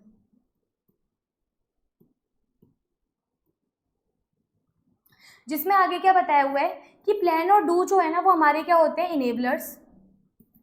मतलब क्या होता है कि अगर हमें कोई भी काम करना है, देखो प्लानिंग का मतलब क्या होता है? कि एक्शन प्लान डेवलप करना है। कि कोई मुझे काम करना है, तो मैं पहले ही सोच लूँ, एक्शन प्लान डेवलप कर लूँ कि मुझे काम कैसे करना है। जैसे मैंने सपोज मैंने सोचा कि मुझे एग्जाम देना है, तो उसके लिए पहले मुझे प्लानिंग, मैंने क्या करी कि मुझे पढ़ना होगा, मॉक टेस्ट वगैरह देने होंगे, ये सभी मैंने प्लानिंग कर ली मन ही मन में। डू का क्या मतलब होता है? कि एक्चुअल में करना, आप उसको इम्प्लीमेंट कर रहे हो। चेक और एक्ट क्या होते हैं? रिजल्ट होते हैं। रिजल्ट कैसे? चेक में आप क्या करते हो? आप मॉक टेस्ट वगैरह देकर देखते हो कि आपका जो है क्या आ रहा है रिजल्ट। उसके बाद आप क्या देखते हो कि मान के चलो आपका अच्छा नहीं आया, पॉजिटिव नहीं आ रहा, तो आप देखते हो कि यार मेरे तो 40 से नंबर भी कम आ रहे हैं, तो आप क्या करते हो? एक्ट करते हो। मतलब आप क्या करते हो? करेक्टिव एक्शन लेते हो। तो प्लान और डू क्या इनेबलर्स है, जबकि चेक और एक्ट क्या है रिजल्ट। तो 5S जो है ना वो हमारे क्या इनेबलर है, मतलब अगर आपको कंटिन्यूसली इंप्रूवमेंट करनी है ना तो आपको इनेबल करना पड़ेगा। मतलब 5S जो है इस स्टेज पे वर्क करता है प्लान और डू में, और उसमें वो राइट फिट किस में होता है, डू में। डू में राइट फिट में क्यों, डू में राइट फिट क्यों होता है, क्योंकि 5S क्या बोलते हैं उसको एक्चुअल में करना है, मतलब इंप्लीमेंट करना पड़ेगा। अगर आप 5S इंप्लीमेंट करोगे तो ही आप कुछ टेक्निक्स कर सकते हो, तो ही कंटिन्यूस इंप्रूवमेंट ला सकते हो। तो ये कहाँ फिट होता है, डू स्टेज पे, किसकी, PDCA साइकिल में। दोबारा से समझा देती हूँ। 5S क्या होता है कि किसी ऑफिस या फैक्ट्री को ऑर्गेनाइज करना है, कोई भी वर्क प्लेस को आपको अच्छी तरह ऑर्गेनाइज करना है जिससे एफिशिएंसी एंड इफेक्टिवनेस आ जाए, तो आप क्या यूज़ करो, 5S करो। इसको यूज़ करके क्या होगा, एफिशिएंसी आएगी, मतलब आप काम स्पीड में कर सकते हो, और इफेक्टिवनेस मतलब चांस का एरर्स जो है आपके chance of reducing errors, process time improve हो जाएगा, एम्प्लॉय की सेटिस्फेक्शन इंक्रीज हो जाएगी। और ये हर ऑर्गेनाइजेशन या मतलब ऑर्गेनाइजेशन में जितने भी डिपार्टमेंट है सब में लगना चाहिए। और ये बेस होता है सब टेक्निक का, मतलब जैसे GIT हो गया, TPM हो गया, अगर आपको ये इंप्लीमेंट करनी है तो उससे पहले आपको 5S इंप्लीमेंट करना पड़ेगा। और ये राइट फिट किस में होता है, डू स्टेज में, PDCA साइकिल के 2 स्टेज में। अब ये जो 5S है इसका मतलब क्या है, ये क्या है, 5S ये जापानीज वर्ड्स है, 5 जापानीज वर्ड्स हैं जो कि S से स्टार्ट होते हैं। तो आप ये कैसे याद करते हो, तो इसके लिए मैंने साथ के साथ इसमें क्या लिखा है, इंग्लिश ट्रांसलेशन वर्ड्स भी लिखे हैं कि सॉर्ट मतलब सीरी, सिट ऑन सेट इन ऑर्डर, सीसो शाइन, सिकेट्सू स्टैंडर्डाइज एंड शित्सुके सस्टेन। इसको पढ़ के आपको पूरा डोरेमोन और निंजा थोड़ी याद आ गया होगा, क्योंकि ये सब जापानीज टेक्निक है और वही जापानीज कार्टून भी वही होते हैं। तो सारे वो वर्ड्स याद आ गए होंगे, पर उनको याद नहीं करना है आपको, बस इतना याद रखना है, sort, set in order, shine, sustain, standardise, इस तरह से आपको याद रखना है। तो इनका मतलब क्या होता है और इनसे एक्सपेक्टेड बेनिफिट हमारे क्या क्या होंगे, अब उनको समझना। अब हम अपना एग्जाम्पल कंटिन्यू रखने वाले हैं, कौन सा, CA फर्म वाला। CA फर्म वाला हमारा एग्जाम्पल कंटिन्यू रहेगा, अब ध्यान से समझना इसका मतलब क्या क्या है।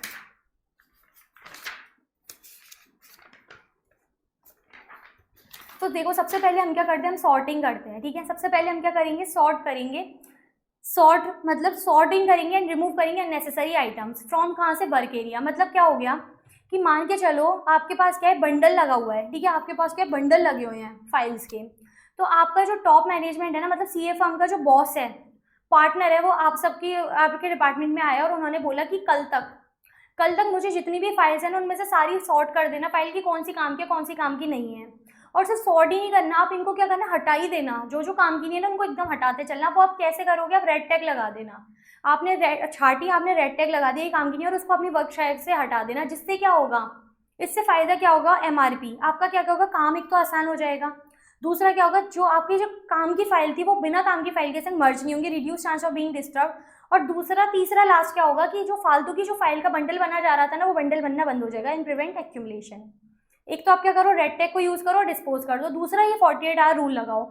48 आवर रूल का क्या मतलब होता है, जो हमारी मम्मी वगैरह घर पे लगाती हैं कि कोई हम सामान बाजार से लिया है और वो 2 दिन तक वहीं पड़ा है, तो वो क्या बोलती हैं, जब हम तीसरे दिन पूछते हैं कि भाई वो चीज़ खाएं, तो वो बोलती कि 2 दिन से पड़ी थी, आपको नज़र नहीं आई, तो मुझे लगा आपके काम की नहीं है तो मैंने फेंक दी या मैंने उठा के रख दी। तो ये क्या होता है, 48 आवर रूल होता है, जो कि मम्मी वगैरह को बहुत अच्छा आता है। इसका मतलब क्या होता है कि 48 आवर रूल क्या बोलता है, ये आपके मॉड्यूल वगैरह में नहीं, एक MCQ में दिया हुआ है ये कि 48 आवर रूल होता है। ये नया क्यों है, इसका मतलब क्या होता है कि कोई चीज़ अगर जो 2 दिन से काम नहीं आ रही, मतलब 48 घंटे से काम नहीं आई, इसका मतलब है वो आगे भी काम नहीं आएगी।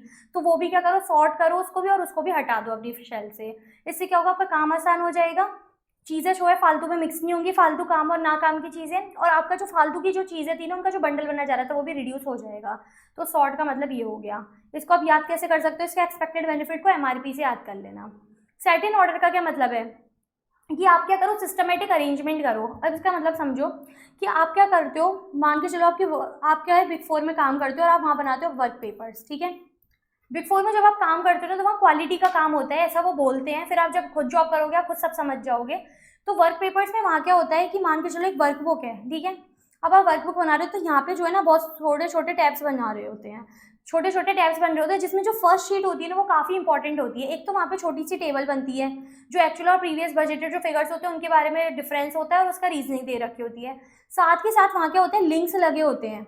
और ये जो लिंक्स होते हैं ना, क्या होते हैं, लिंक्स लगे होते हैं। और ये जो लिंक्स होते हैं ना बाकी की शीट के होते हैं। मतलब मान के चलो कि मुझे कोई वेरिएंस देखना है कि ये वेरिएंस क्यों आ रहा है और इसका क्या है अल्टीमेटली प्रॉब्लम है, तो उस पर्टिकुलर लिंक पे मैं क्लिक करूंगी तो मैं शीट पे पहुंच जाऊंगी, इस लिंक पे क्लिक करूंगी तो मैं इस शीट पे पहुंच जाऊंगी। तो ये पूरा लिंकिंग बनी होती है। मतलब वर्किंग पेपर की जो फर्स्ट शीट होती है उसमें प्रॉपर इंडेक्सिंग होती है। कहने का मतलब क्या कि प्रॉपर इंडेक्सिंग होती है। इससे क्या होता है, सिस्टमेटिक अरेंजमेंट होता है। जब भी मुझे वर्क पेपर रीड आउट करना होगा, जब भी मुझे यूज़ करना होगा, मैं ईजिली उसको देख सकती हूँ। या तो आप ये करो सिस्टमेटिक अरेंजमेंट करने के लिए, या फिर आप क्या करो, आपको अपने क्लाइंट के डेटा जो है ना सेव करने हैं। तो वर्क आपको जो क्लाइंट के डेटा सेव करने हैं, मल्टीपल क्लाइंट्स है आपके, सपोज AS लिमिटेड है, ठीक है, MA लिमिटेड है, या कोई और क्लाइंट है ABC लिमिटेड है, जो भी आपके क्लाइंट्स हैं उनका क्या करो, आप रिस्पेक्टिव फोल्डर बनाओ और हर फोल्डर में है ना रिस्पेक्टिव क्लाइंट वाइज जो है डिटेल सेव करो। जैसे वर्क पेपर हो गया आपके, PP हो गया, रेवेन्यू हो गया, इंटेंजिबल एसेट हो गए, इन सबके जो भी आप क्या करो वर्क पेपर पर्टिकुलरली बनाओ, रेवेन्यू हो गया, कॉस्ट बेनिफिट एनालिसिस हो गए, सबके वर्क पेपर एक ही जगह सेव कर दो, ठीक है। सिस्टमेटिक आप क्या करो, अरेंजमेंट करो। इससे क्या होगा, आपको तो सारी चीज़ जो है एक ही जगह मिल जाएगी। Putting tools at point of view, सारी चीज़ एक तो एक ही जगह मिल जाएगी। दूसरा, एरिया लेआउट चेंज हो जाएगा। एरिया लेआउट कैसे, ये तो मैंने आपको ऑनलाइन का बताया सारा, ऑफलाइन भी होता है। ऑफलाइन कैसे, मान के चलो कि टैक्सेशन डिपार्टमेंट है, उसमें क्लाइंट वाइज फाइल्स रखी हैं, तो आप क्या करो, रैक बना दो और उस अकॉर्डिंग आप क्या करो, लेबलिंग कर दो। जिससे क्या होगा कि जो एरिया आपका जो फालतू पड़ा हुआ था ना, एरिया जो आपका भरा जा रहा था, वो आपका एरिया सेव हो जाएगा, चेंज हो जाएगा एरिया का लेआउट। इससे होता क्या है, FIS, इससे क्या होता है, FIS होता है आपका फास्टर रिट्रीवल ऑफ थिंग्स। मतलब रिट्रीवल का क्या मतलब होता है, चीज़ें मिल भी जाती हैं, एक तो चीज़ें तुरंत मिल जाती है, और अगर उसके बाद अगर आप जगह पे रख दो तो आपको वापस भी कभी चाहिए तो आप आराम से ढूंढ सकते हो, ठीक है। स्पेस सेव हो जाता है और एफिशिएंसी इंप्रूव हो जाती है, स्पीड बढ़ जाती है। तीसरा बताया शाइन, आप क्या करो, अपने वर्क स्पेस को क्लीन और सेफ रखो। वर्क स्पेस क्लीन और सेफ कब रख सकते हो, जैसे आर्टिकल्स जो है ना, मैंने एक एग्जांपल दिया था कि वो चाय वगैरह जो है ना पीते हैं और वो वहीं फैला देते हैं। तो इससे क्या होता है कि जो आपके बाकी के एम्प्लॉइज़ वगैरह हैं, आपके क्लाइंट्स वगैरह जो आते हैं, वो अनप्लीजेंट फील करते हैं। तो आप क्या करो, अपना वर्क स्पेस को क्लीन रखो, वहाँ पे चाय वगैरह मत फैलाओ, इस तरह के नॉर्म्स बनाओ कि कोई भी ऐसे कुछ करेगा तो उस पर पेनल्टी वगैरह लगेगी, इस तरह से जो भी आप बना दो। प्लीजेंट इन्वायरमेंट क्रिएट करो, मतलब इससे क्या होगा, एम्प्लॉई हैप्पी रहेंगे, वर्कर्स की प्रोडक्टिविटी इंक्रीज होगी, प्रोडक्शन डाउन टाइम अगर आपका कम हो गया तो क्वालिटी इंप्रूव होगी, सेफ्टी होगी, स्पेस बढ़ेगा। तो इस तरह से आप क्या कर सकते हो, CIUF इसको करके आप इसको याद कर सकते हो। मतलब हैप्पियर एम्प्लॉइज होंगे, प्रोडक्शन डाउन टाइम कम हो जाएगा, क्वालिटी इंप्रूव होगी, सेफ्टी आएगी और फ्री हो जाएगा, जगह जो है फ्री हो जाएगी। तो शाइन का मतलब क्या है, वर्क स्पेस को क्लीन रखो और सेफ रखो। स्टैंडर्डाइज क्या बोलते हैं कि जो भी आपने प्रोसेस बनाए ना वो स्टैंडर्डाइज होने चाहिए। स्टैंडर्डाइज का मतलब क्या है कि मान के चलो कि आपकी काफ़ी तरह के डिपार्टमेंट है, ठीक है, टैक्सेशन, ऑडिट, फैज, IT इस तरह के होते हैं। तो आपकी कुछ टैक्स की फाइल्स हैं, कुछ ऑडिट की फाइल्स हैं, कुछ फेज डिपार्टमेंट की फाइल्स हो गई, रिसर्च फाइल्स होती हैं, बेसिकली इसमें रिसर्च एंड डेवलपमेंट का काम होता है, कुछ रिसर्च फाइल्स हो गई और IT के कुछ डॉक्यूमेंट्स हो गए।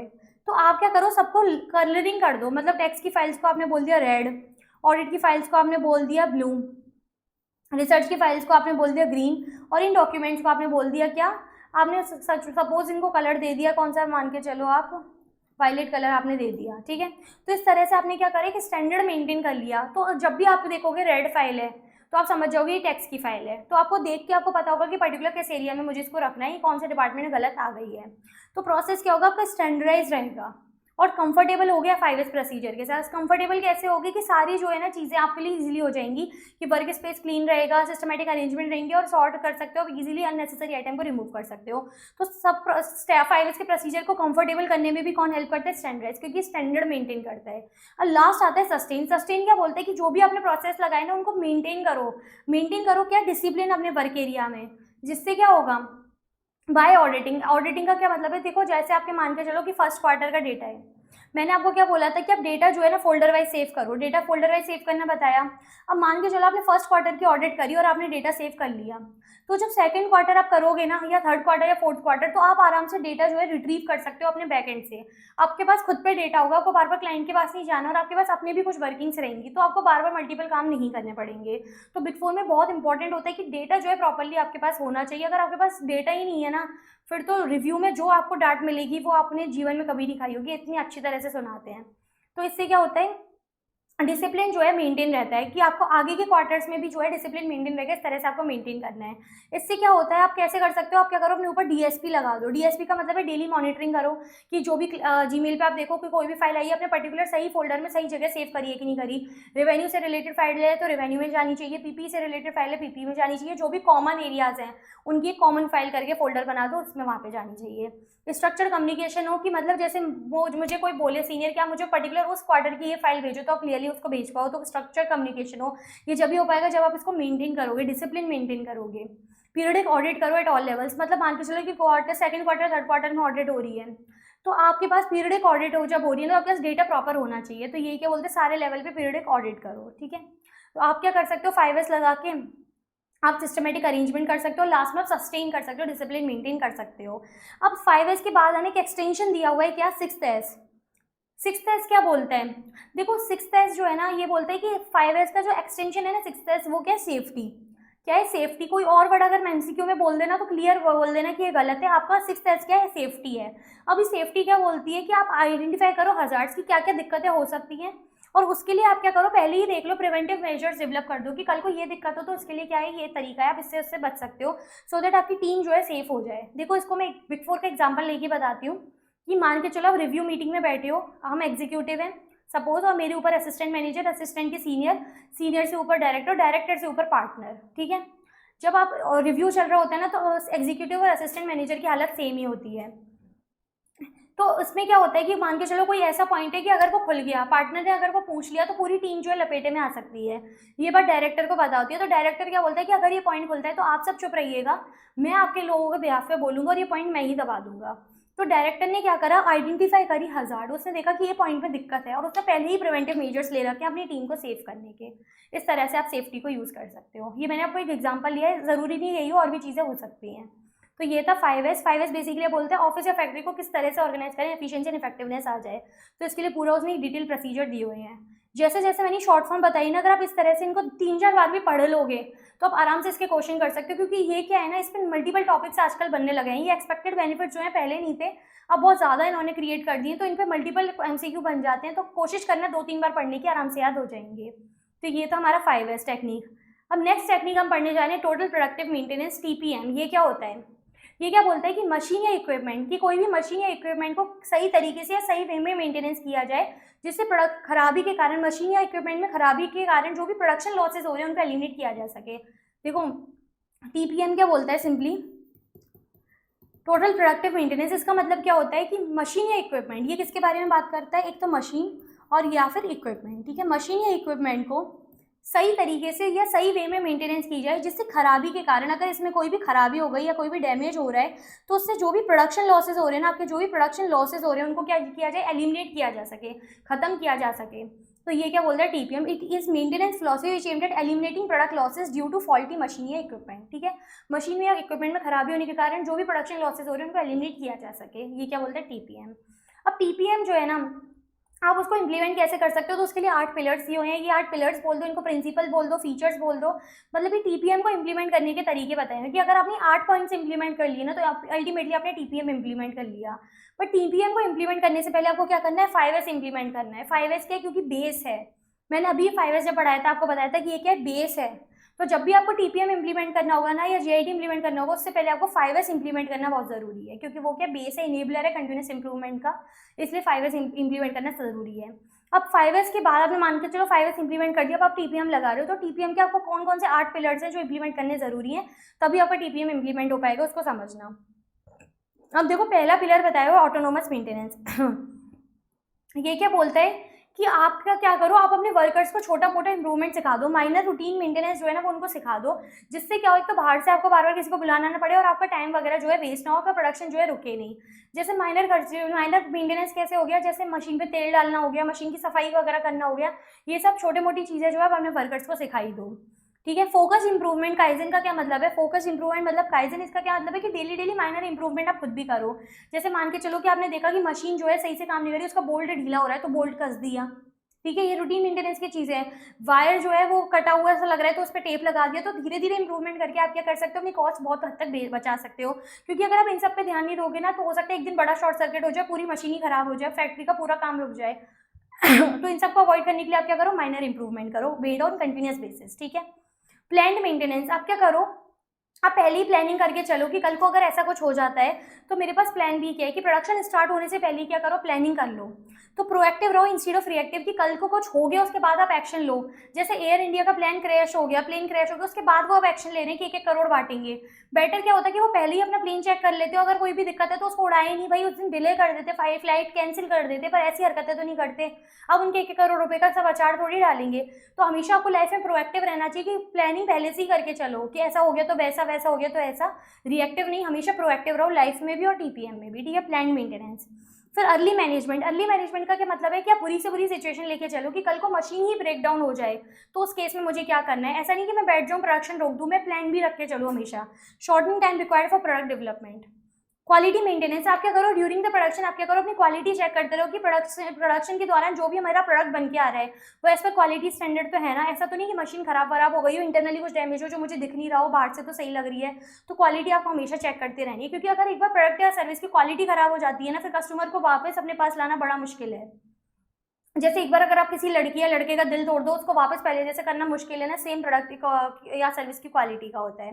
फिर आता है एजुकेशन एंड ट्रेनिंग। इसका क्या मतलब है, देखो ये हमने मॉडर्न बिजनेस एनवायरनमेंट में टीक्यूएम पढ़ा था, जब भी बोला था डेमिंग ने जब भी बोला था कि जब भी आप अगर आप वर्कर्स को मशीन वगैरह देते हो ना, तो उनको पहले उस पर ट्रेनिंग दो। कोई वर्कर को मशीन पे प्रोडक्शन वगैरह करवा रहे हो तो पहले उसको ट्रेनिंग दो कि ऐसे ऐसे करना है, सो दैट वो अच्छे से कर भी पाएंगे और उनसे डिफेक्ट्स भी जो है कम प्रोड्यूस होंगे। तो training of workers across all levels and departments. बड़ी बड़ी कंपनीज वगैरह है ना, हर जगह आजकल ये होने लग गया है, चाहे सीए हो नॉन सीए हो कोई भी हो, सब उनको पहले ट्रेनिंग दी जाती है कि इस तरह से आपको ये काम करना है, फिर आपको जो है एक्चुअल में काम दिया जाता है। नेक्स्ट आता है ऑफिस टीपीएम। तो टीपीएम क्या बोलते हैं कि ऐसा नहीं सिर्फ मैन्युफैक्चरिंग सेक्टर में लगेगा, ये ऑफिस में भी लग सकता है। ऑफिस में कैसे लग सकता है, क्योंकि ऑफिस में भी प्रिंटर्स होते हैं, स्कैनर्स होते हैं, लैपटॉप हो गया और डेस्कटॉप वगैरह, कैमरा वगैरह, कितनी सारी चीज़ें होती है, सब भी तो मशीन से, ये सब भी तो इक्विपमेंट्स हैं। तो वहाँ पे भी आप टीपीएम लगा सकते हो, कंटिन्यूसली मेंटेन कर सकते हो कि लैपटॉप वगैरह जो है प्रॉपर चेक हो, हर हफ्ते जो है उनकी मेंटेनेंस की जाए। अगर चार्जर वगैरह में दिक्कत है तो कंटिन्यूसली जो है मतलब उसको तुरंत चेंज वेंज करा जाए, बजाय वो फट जाए उसके बाद। Safety health and environment. आप क्या करो अपनी एम्प्लॉई या वर्कर्स जो भी है ना, उनके सेफ्टी के लिए जो है आप प्रिवेंशन लेके चलो। लाइक मैन्युफैक्चरिंग है तो वहाँ पे है ना safety hazards like fire extinguisher वगैरह होने चाहिए। वहाँ कोई भी ऐसी चीज़ नहीं होनी चाहिए जो वर्कर्स को अचानक से, जैसे मान के चलो कोई है ना ऑयल इंडस्ट्री वगैरह है तो वहाँ आग वगैरह का जो है वो दूर रखना चाहिए। जैसे अगर आपने देखा हो ना कि कभी रोड पे जैसे आर्मी का ट्रक होता है ना जो ऑयल लेकर जा रहा होता है, तो उस पर क्लियरली लिखा होता है कि थोड़ा डिस्टेंस बना के रखो और जो भी ऐसी आग वाली चीज़ें ना इनसे दूर रखना, क्योंकि वो ऑयल का टैंक होता है, अगर वो हो गया ना एक बार, वो फट गया, अगर उसमें थोड़ी भी आग लग गई तो आपको पता भी नहीं है कि कितना मेजर क्या क्या हो सकता है। जैसा भी जयपुर में एक बार कांड होके भी चुका है, तो इसलिए बहुत चीज़ें ध्यान रखनी पड़ती है। तो एम्प्लॉय के लिए क्या करो, safety health and environment, zero accident and health damage पे ध्यान रखो। इससे एम्प्लॉय आपके खुश भी रहेंगे और उनका मॉरल भी बूस्ट रहेगा। तो बेसिकली ये 8 पिलर थे। इसको आप याद कैसे कर सकते हो, इसको आप याद करना, फीका पोज। फीका पोज करोगे ना, आप 2-3 बार बोलोगे ना, आपको अपने आप याद हो जाएंगे। फीका पोज ये आपको याद रखने में हेल्प करेगा। तो बेसिकली 8 पिलर्स नहीं है, ये प्रिंसिपल्स हैं। ये पिलर्स बोल दो, प्रिंसिपल्स बोल दो, फीचर्स बोल दो। टीपीएम को इंप्लीमेंट करने की क्या है, प्रिंसिपल्स है। अगर आपने ये इंप्लीमेंट कर लिया तो टीपीएम अपने आप इंप्लीमेंट हो जाएगा, ठीक है। और टीपीएम इंप्लीमेंट करने से पहले आपको क्या इंप्लीमेंट करना है, 5S। इस तरह से आप अगर स्टोरी बनाओगे ना, आपको आराम से सब कुछ याद हो जाएगा। अब नेक्स्ट क्या बताया कि टीक्यूएम और टीपीएम इनमें क्या कनेक्शंस होते हैं, डिफरेंस इनमें कनेक्शंस बताए हैं। तो देखो टीक्यूएम को थोड़ा सा रिवाइंड करवा देते हैं। टीक्यूएम का मैंने क्या बताया था, टीक्यूएम का मतलब होता है मैनेजमेंट द्वारा प्लानिंग कंट्रोलिंग करके प्रोडक्ट या सर्विस की क्वालिटी में कंटिन्यूसली इंप्रूव करना, जिससे क्या हो, एक तो कस्टमर की सेटिस्फेक्शन आप अचीव कर लो और दूसरा क्या हो, आप जो है जीरो डिफेक्ट्स अचीव कर लो। कस्टमर की सेटिस्फेक्शन को अचीव करना और जीरो डिफेक्ट्स को एलिमिनेट करना। मैनेजमेंट द्वारा प्लानिंग कंट्रोलिंग करके प्रोडक्ट या सर्विस की क्वालिटी में कंटिन्यूसली इंप्रूव करना, जिससे एक तो कस्टमर की एक्सपेक्टेशन को मीट किया जा सके और दूसरा जो है जीरो डिफेक्ट अचीव किए जा सके। तो इस टीक्यूएम का जो मेन फोकस होता है वो कहाँ होता है, क्वालिटी पे। ये किसकी बात करता है, प्रोडक्ट या सर्विस की क्वालिटी में इंप्रूवमेंट करने की कंटिन्यूसली। जबकि टीपीएम जो है ना, टोटल प्रोडक्टिव मेंटेनेंस, जो अभी हम जब से पढ़ रहे हैं, इसका मेन फोकस कहाँ पे होता है, इक्विपमेंट या मशीन पे। क्योंकि ये क्या बोलते हैं कि इक्विपमेंट या मशीन को सही तरीके से मेंटेन करो, जिससे उसमें कोई खराबी ना हो, जिसकी वजह से प्रोडक्शन लॉसेज ना आपके नहीं हो। तो ये उनको प्रोडक्शन लॉसेज के कारण, जो भी खराबी के कारण प्रोडक्शन लॉसेज होते हैं, उनको एलिमिनेट करने की बात करता है। तो इसका मेन फोकस ना होता है इक्विपमेंट पे, जबकि टीक्यूएम का मेन फोकस होता है क्वालिटी पे। लेकिन दोनों का मेन एम क्या है, कस्टमर की सेटिस्फेक्शन को अचीव करना, इंप्रूव कस्टमर सेटिस्फेक्शन। और इसमें वर्कर्स का इन्वॉल्वमेंट होना जरूरी है। देखो कुछ भी टेक्निक्स आ जाए या कोई भी चीज़ आ जाए, कोई भी टेक्निक्स वगैरह, टीक्यूएम, टीपीएम, सेल्यूलर मैन्युफैक्चरिंग या जेआईटी वगैरह, सब में वर्कर्स का इन्वॉल्वमेंट जरूरी है। तो सेम लाइन सब में आएगी। और ये सब जो टेक्निक्स हैं ये कब इंप्लीमेंट होगी, जब टॉप मैनेजमेंट आपको बोलेगा। टॉप मैनेजमेंट ने बोल दिया ना कि ये काम करना है, मतलब करना है। तो कमिटमेंट टॉप मैनेजमेंट से क्या जरूरी है। एंड लास्ट इसमें बोला है कि फंडामेंटल ट्रेनिंग एंड एजुकेशन सब में क्या जरूरी है, ठीक है। जब आप वर्कर्स को ट्रेनिंग वगैरह दोगे तभी तो वर्कर्स काम कर पाएंगे। तो फंडामेंटल ट्रेनिंग देना या एजुकेशन देना सब में क्या जरूरी है, दोनों टीपीएम और टीक्यूएम में। तो ये इसके कुछ कनेक्शंस बताए थे। अब देखो प्रैक्टिकल एस्पेक्ट से अब समझना, इसमें क्या बताया है कि आपने बोला कि आपको क्या देखना है, टीपीएम से देखना है कि आपका मशीन और इक्विपमेंट जो है सही तरीके से मेंटेन हो रहा है कि नहीं हो रहा। तो अब आप कैसे जज करोगे कि आप सही तरीके से मेंटेन कर पा रहे हो नहीं कर पा रहे हो, तो उसके लिए आप क्या चेक करोगे, आप कैलकुलेट करोगे ओवरऑल इक्विपमेंट इफेक्टिवनेस, कि आपका जो पर्टिकुलर मशीन या इक्विपमेंट है वो सही तरीके से मेंटेन है या नहीं। आप कैलकुलेट करो OEE, ओवरऑल इक्विपमेंट इफेक्टिवनेस। देखो इक्विपमेंट सॉरी एफिशिएंसी या इफेक्टिवनेस हमेशा किस में होती है, परसेंटेज में, ठीक है। जब हमने जीआईटी में मैन्युफैक्चरिंग साइकिल एफिशिएंसी निकाली थी वो भी परसेंटेज में थी, ऐसे ही जब हम इफेक्टिवनेस अब इसमें निकालें तो ये भी किस में होगी, परसेंटेज में। तो ये क्या बोलती है, ओई क्या कहते हैं कि आप क्या करो, एग्रीगेट मेजर निकालो प्रोडक्टिविटी का। वो आप कैसे निकालोगे, 3 फैक्टर पे ही बेस्ड रहता है। देखो OEE ये जो है ना 3 फैक्टर पे बेस्ड रहता है। क्या, एक तो अवेलेबिलिटी, फिर एक आता है परफॉर्मेंस, और लास्ट आता है क्या, क्वालिटी, ठीक है। अवेलेबिलिटी, परफॉर्मेंस और क्वालिटी, ये क्या है, 3 फैक्टर पे बेस्ड रहता है क्या, OEE। और ये क्या हेल्प करता है, इक्विपमेंट की प्रोडक्टिविटी निकालने में कि कोई भी पर्टिकुलर मशीन इक्विपमेंट है वो कितनी परसेंट जो है प्रोडक्टिविटी दे रही है, उससे कितनी परसेंट प्रोडक्टिविटी हो रही है। तो ये 3 फैक्टर पे बेस्ड होता है। और ये जो तीनों फैक्टर है ना, ये बराबर ही वैल्यूड होते हैं, मतलब बराबर इक्वल होते हैं। ऐसा नहीं कि अवेलेबिलिटी ज़्यादा इंपॉर्टेंट है, परफॉर्मेंस कम, क्वालिटी कम, नहीं, तीनों ही बराबर इंपॉर्टेंट है, ठीक है।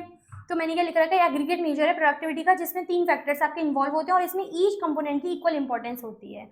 अब आप इसको कैलकुलेट कैसे करोगे, अब इसके लिए आपको क्या समझना पड़ेगा, इसके लिए सबसे पहले आपको 6 बिग लॉसेज जो है आइडेंटिफाई करने पड़ेंगे। 6 बिग लॉसेज जो है ना वो भी 3 तरह से डिवाइडेड है। वो कैसे कैसे डिवाइडेड है, एक तो टाइम लॉस, एक हो गया आपका स्पीड लॉस, और एक हो गया आपका क्या, क्वालिटी लॉस, ठीक है। टाइम, स्पीड और क्वालिटी। अब इन दोनों में क्या है, दो बताए हुए हैं, तो 1 2 3 4 5 6 ही हो गए आपके कौन से, 6 बिग लॉसेज। मतलब 3 लॉसेज हैं आपके, टाइम, स्पीड और क्वालिटी, और इन सब में दो बताए हुए, मतलब टोटल आपके 6 लॉसेज हो गए। अब सबसे पहले समझो टाइम लॉस क्या होता है। टाइम लॉस का क्या मतलब है कि अब टाइम लॉस में भी 2 चीज़ है, प्लान टाइम लॉस और अनप्लान टाइम लॉस। मैंने शॉर्ट में लिख दिया है। प्लान टाइम लॉस का क्या मतलब हुआ कि आप टीपीएम कितना ही इंप्लीमेंट कर लो, ये ब्रेक तो आपके आएंगे ही आएंगे, मतलब ये टाइम तो आपका ऐसा है जो वेस्ट होगा ही होगा। ये हम क्या पढ़ रहे हैं, टाइम लॉस, मतलब ये क्या बोल रहे हैं कि आप कितना ही टीपीएम लगा लो, ये टाइम तो आपका वेस्ट होगा ही होगा। ये कितनी आप कोशिश कर लो, कितना ही अच्छा ऑर्गेनाइजेशन सेटअप कर लो।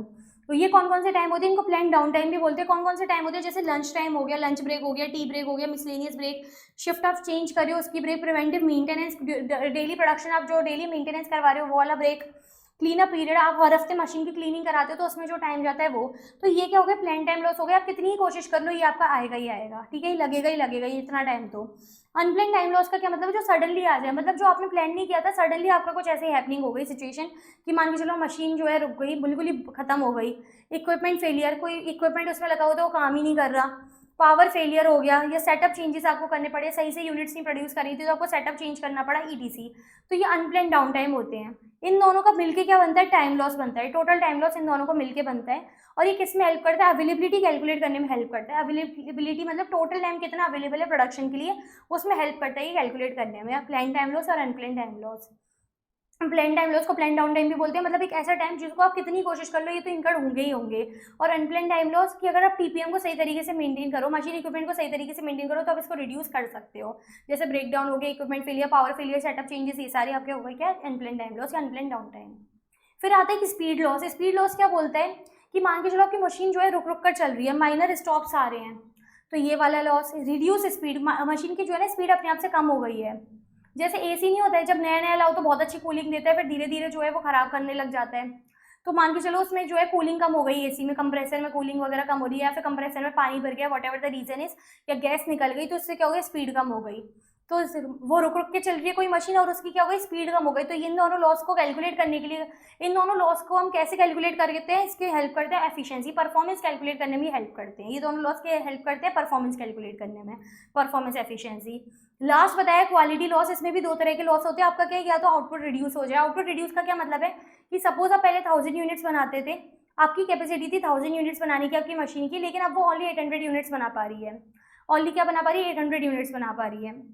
या फिर क्वालिटी डिफेक्ट्स, 1000 यूनिट्स बनाने की कैपेसिटी थी और 1000 यूनिट्स ही बनाती है, लेकिन 200 उसमें जो है डिफेक्टेड है, तो क्वालिटी में डिफेक्ट आ गया। तो ये हेल्प किस में करती है, क्वालिटी को कैलकुलेट करने में हेल्प करती है।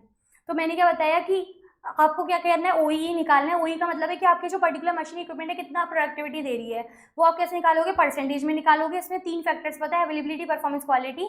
अवेलेबिलिटी आप कैसे निकालोगे, टाइम लॉस कैलकुलेट करके।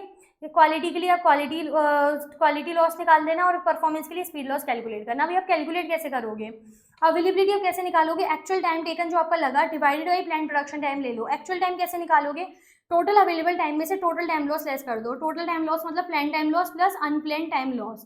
टोटल टाइम लॉस मतलब क्या हो गया, प्लान टाइम लॉस, और अनप्लान टाइम लॉस मतलब ये वाले, ये दोनों आप ले लो, डिवाइड कर दो इससे प्लान प्रोडक्शन टाइम से आपका, और मल्टीप्लाई करो 100 से, क्योंकि हमें क्या चाहिए, सब परसेंटेज में चाहिए, इफेक्टिवनेस हमारी परसेंटेज में होगी, इसलिए सब में हम 100 से मल्टीप्लाई करेंगे। तो आपका क्या आ जाएगा, अवेलेबिलिटी।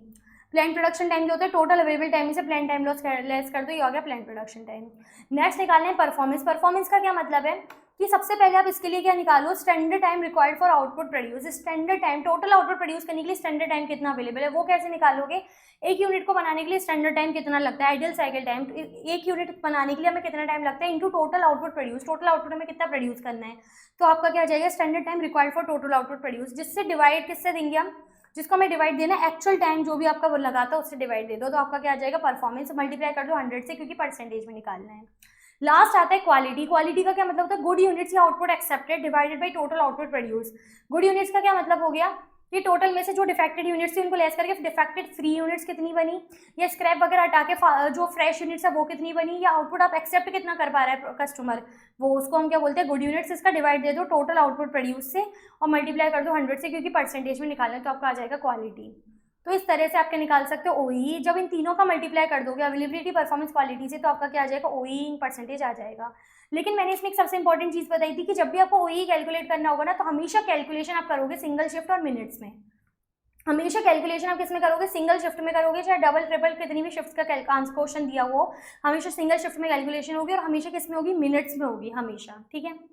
अब इसमें लास्ट पॉइंट बताया हुआ है, world class performance as per नाकाजीमा। ये क्या बोला है कि आपने क्या करा, आपने मान के चलो OEE निकाल दिया, सपोज आपकी आई 75% आपकी आई, ठीक है, आपकी परसेंटेज में ही 75%। अब आपको कैसे पता है कि एक्यूरेट है या नहीं, मतलब आप कैसे मानोगे कि अच्छी परफॉर्मेंस है बुरी परफॉर्मेंस, आपने अपनी इक्विपमेंट या मशीन की परफॉर्मेंस निकाल ली, अब आपको क्या पता कि भाई ये अच्छी है या नहीं, कि मुझे इसमें क्या और करना चाहिए। तो उसके लिए नाकाजीमा जो है ना, ये भी जापानीज टेक्निक है।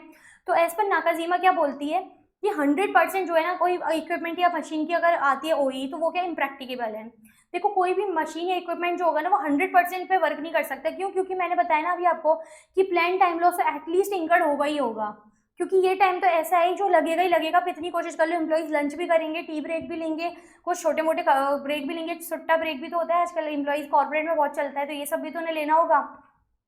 तो बेसिकली क्या होगा कि OEE आप कब निकालोगे, आप 100% इम्प्रैक्टिकेबल है तो आप कैसे बोलोगे कि मेरा मशीन या इक्विपमेंट जो है ना बहुत वर्ल्ड क्लास पे काम कर रहा है, एकदम फर्स्ट लेवल पे काम कर रहा है। तो उसके लिए उसने बोला कि 100% तो प्रैक्टिकेबल नहीं है, तो आप प्रैक्टिकेबल क्या मानो, 85%। आप क्या बोलोगे, अगर कोई इक्विपमेंट या मशीन की OEE अगर 85% उससे ज़्यादा है तो वो अच्छी है, अदरवाइज वो क्या है, बेकार है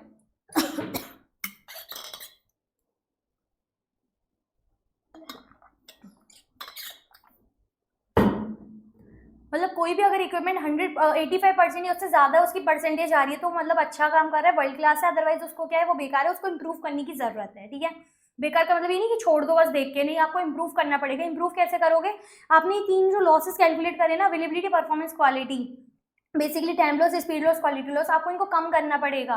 आप इनको कम करोगे, जैसे सपोज मेरा 75% मैंने कैलकुलेट करा, तो ये मेरी 85% से कम है, तो मुझे ये लॉसेस कम करने पड़ेंगे। अब देखो, मुझे ये लॉसेस कम करने, कहाँ तक पहुँचने के लिए, 85% तक पहुँचने के लिए मुझे ये लॉसेस कम करने पड़ेंगे। अब मुझे ये कैसे पता आई एम सॉरी, अब मुझे ये कैसे पता कि मुझे अवेलेबिलिटी में कम करना है, परफॉर्मेंस में कम करना है, या क्वालिटी में कम करना है। तो इसके लिए मुझे पर फैक्टर जो है आइडियल वैल्यूज़ दी हुई है। मुझे क्या दिया हुआ है, आइडियल वैल्यूज़ की। मान के चलो अगर अवेलेबिलिटी मेरी 90% से ज़्यादा है, तो अवेलेबिलिटी में कुछ कम नहीं करना, वो सही है। अगर परफॉर्मेंस 95% ज़्यादा है तो वो भी सही है, उसमें कुछ नहीं करना। अगर क्वालिटी 99% से ज़्यादा है तो वो भी सही है। मतलब मुझे आइडियली बता रखा है आइडियल वैल्यूज़ की, पर्टिकुलर फैक्टर में कितनी कितनी वैल्यू से ऊपर होना चाहिए, तो आपका ये आइडियल बोला जाएगा, अदरवाइज इसमें आपको काम करने की ज़रूरत है। देखो मैंने इसका एक एग्जांपल दिया हुआ है, इसको ध्यान से समझना कि पेन मैन्युफैक्चरिंग कंपनी है जो कि क्या करती है, 100 यूनिट्स प्रोड्यूस करती है। तो टोटल आउटपुट प्रोड्यूस, ठीक है, टोटल आउटपुट प्रोड्यूस आपके पास कितना हो गया, 100 units, out of which 20 units हमारी क्या डिफेक्टेड हैं, 20 यूनिट्स डिफेक्टेड हैं, ठीक है। टोटल अवेलेबल टाइम कितना है 500 मिनट्स का, जिसमें से लंच ब्रेक कितना है 40 मिनट्स का, मशीन ब्रेक डाउन 50 मिनट्स की।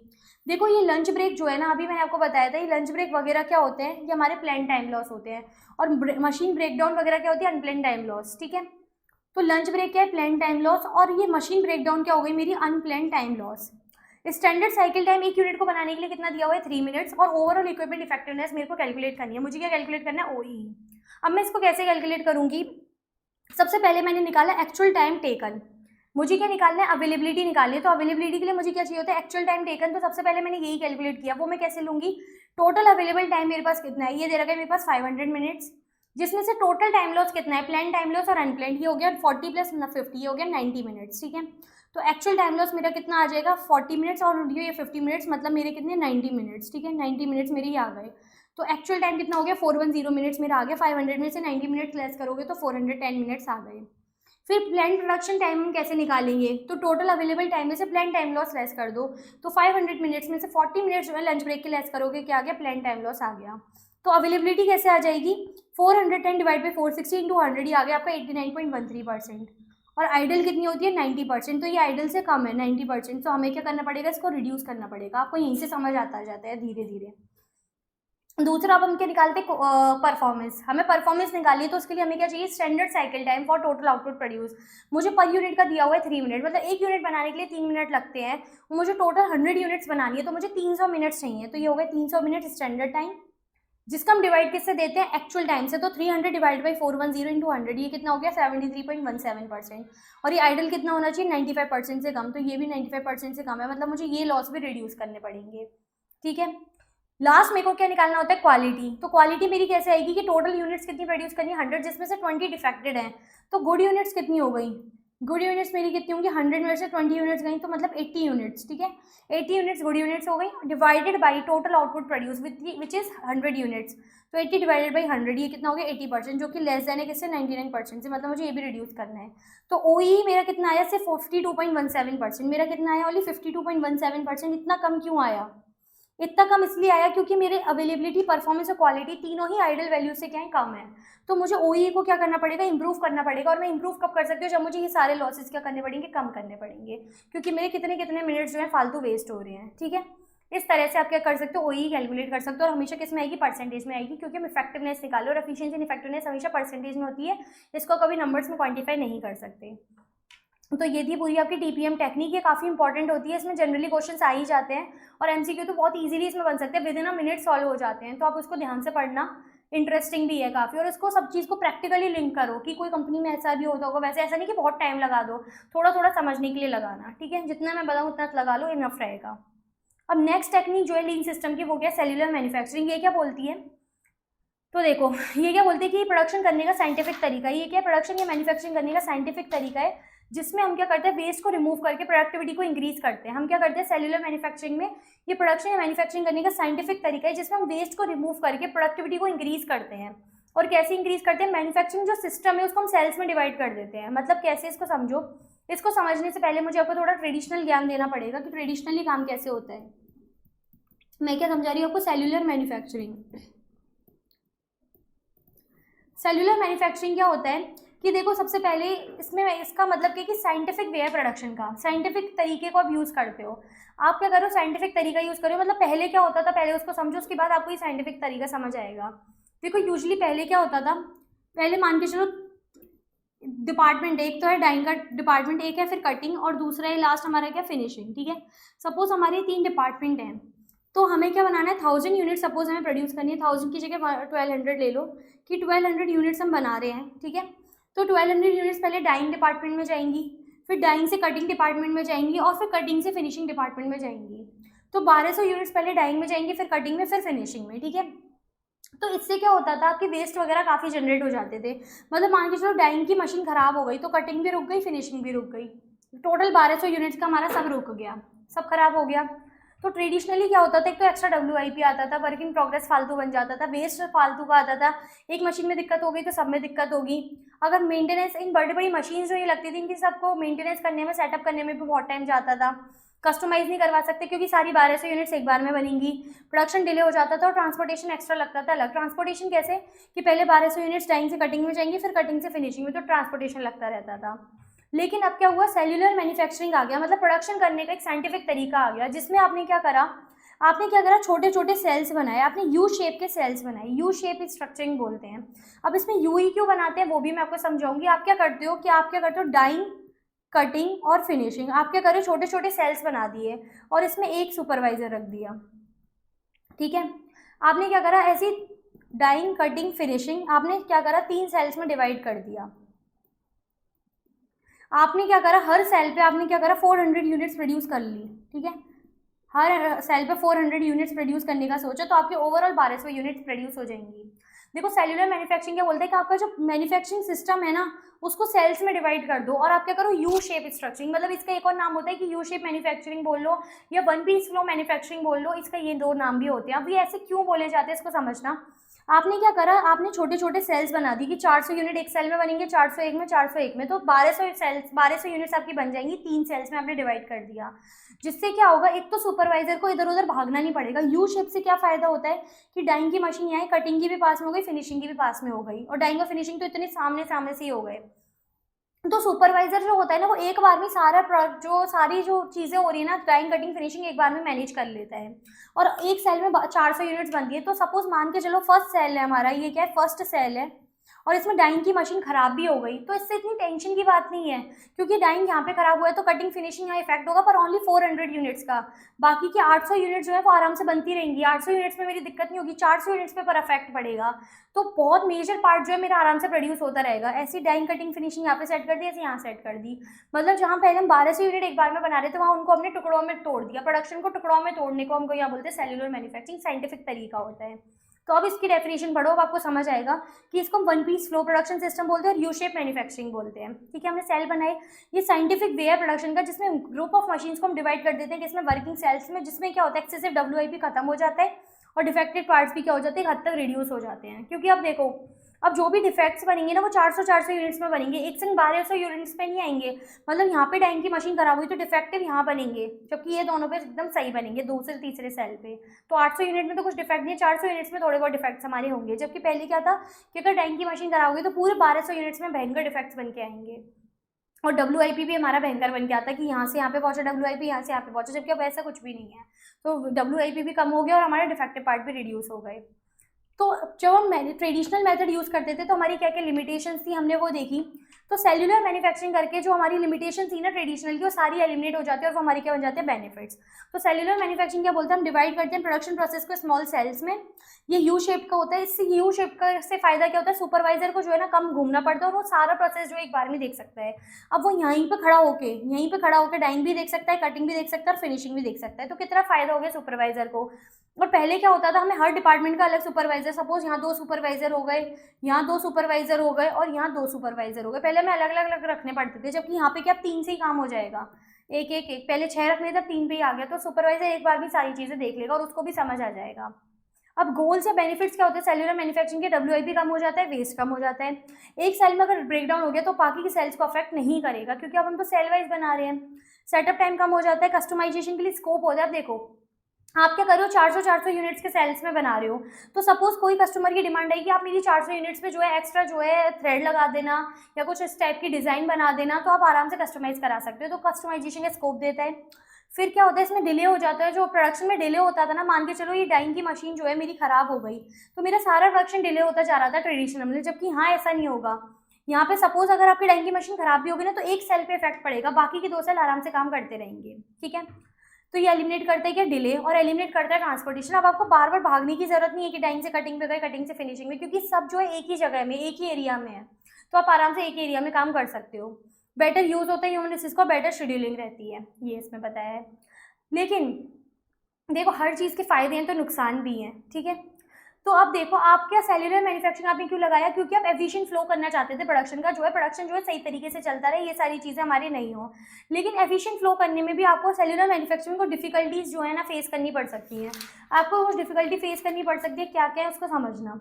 सपोज सबसे पहले आता है एक्सेप्शनल एलिमेंट। एक्सेप्शनल एलिमेंट का क्या मतलब है, अब इसको ध्यान से समझना कि पहले क्या होता था कि डाइंग, कटिंग, फिनिशिंग तीनों जो है ना हमारे एक बार में होते थे, मतलब 1200 यूनिट्स का एक संग होता था। तो हमें तीनों की एक एक मशीन ही चाहिए थी, डाइंग की एक, कटिंग की एक और फिनिशिंग की एक, तो हमारा हो जाता था। लेकिन अब मैंने क्या करा, सेल बना दिया, तो मुझे डाइंग की मशीन भी 3 चाहिए, कटिंग की भी मुझे 3 चाहिए और फिनिशिंग की भी मुझे 3 चाहिए। क्यों चाहिए, फर्स्ट सेल में एक हो गई, एक दूसरे सेल में हो गई, तीसरे सेल में हो गई, तो सबकी 3-3 मशीन चाहिए। लेकिन मान के चलो एक्सेप्शनल एलिमेंट या डायनेमिक पार्ट डिमांड्स, इन दोनों का एक ही मतलब है। इसका मतलब समझो कि मशीन का या तो कोई पार्ट या फिर पूरी मशीन, ये क्या एलिमेंट ऐसे हैं, मशीन का कोई तो पार्ट या एलिमेंट या मशीन ही मान लो, वो इस तरह के जो कि क्या है हाईली कस्टमाइज या फिर हाईली क्या है एक्सेप्शनल है, मतलब आप बहुत ज़्यादा कस्टमाइज करके बनवाते हो, मशीन इस तरह से है।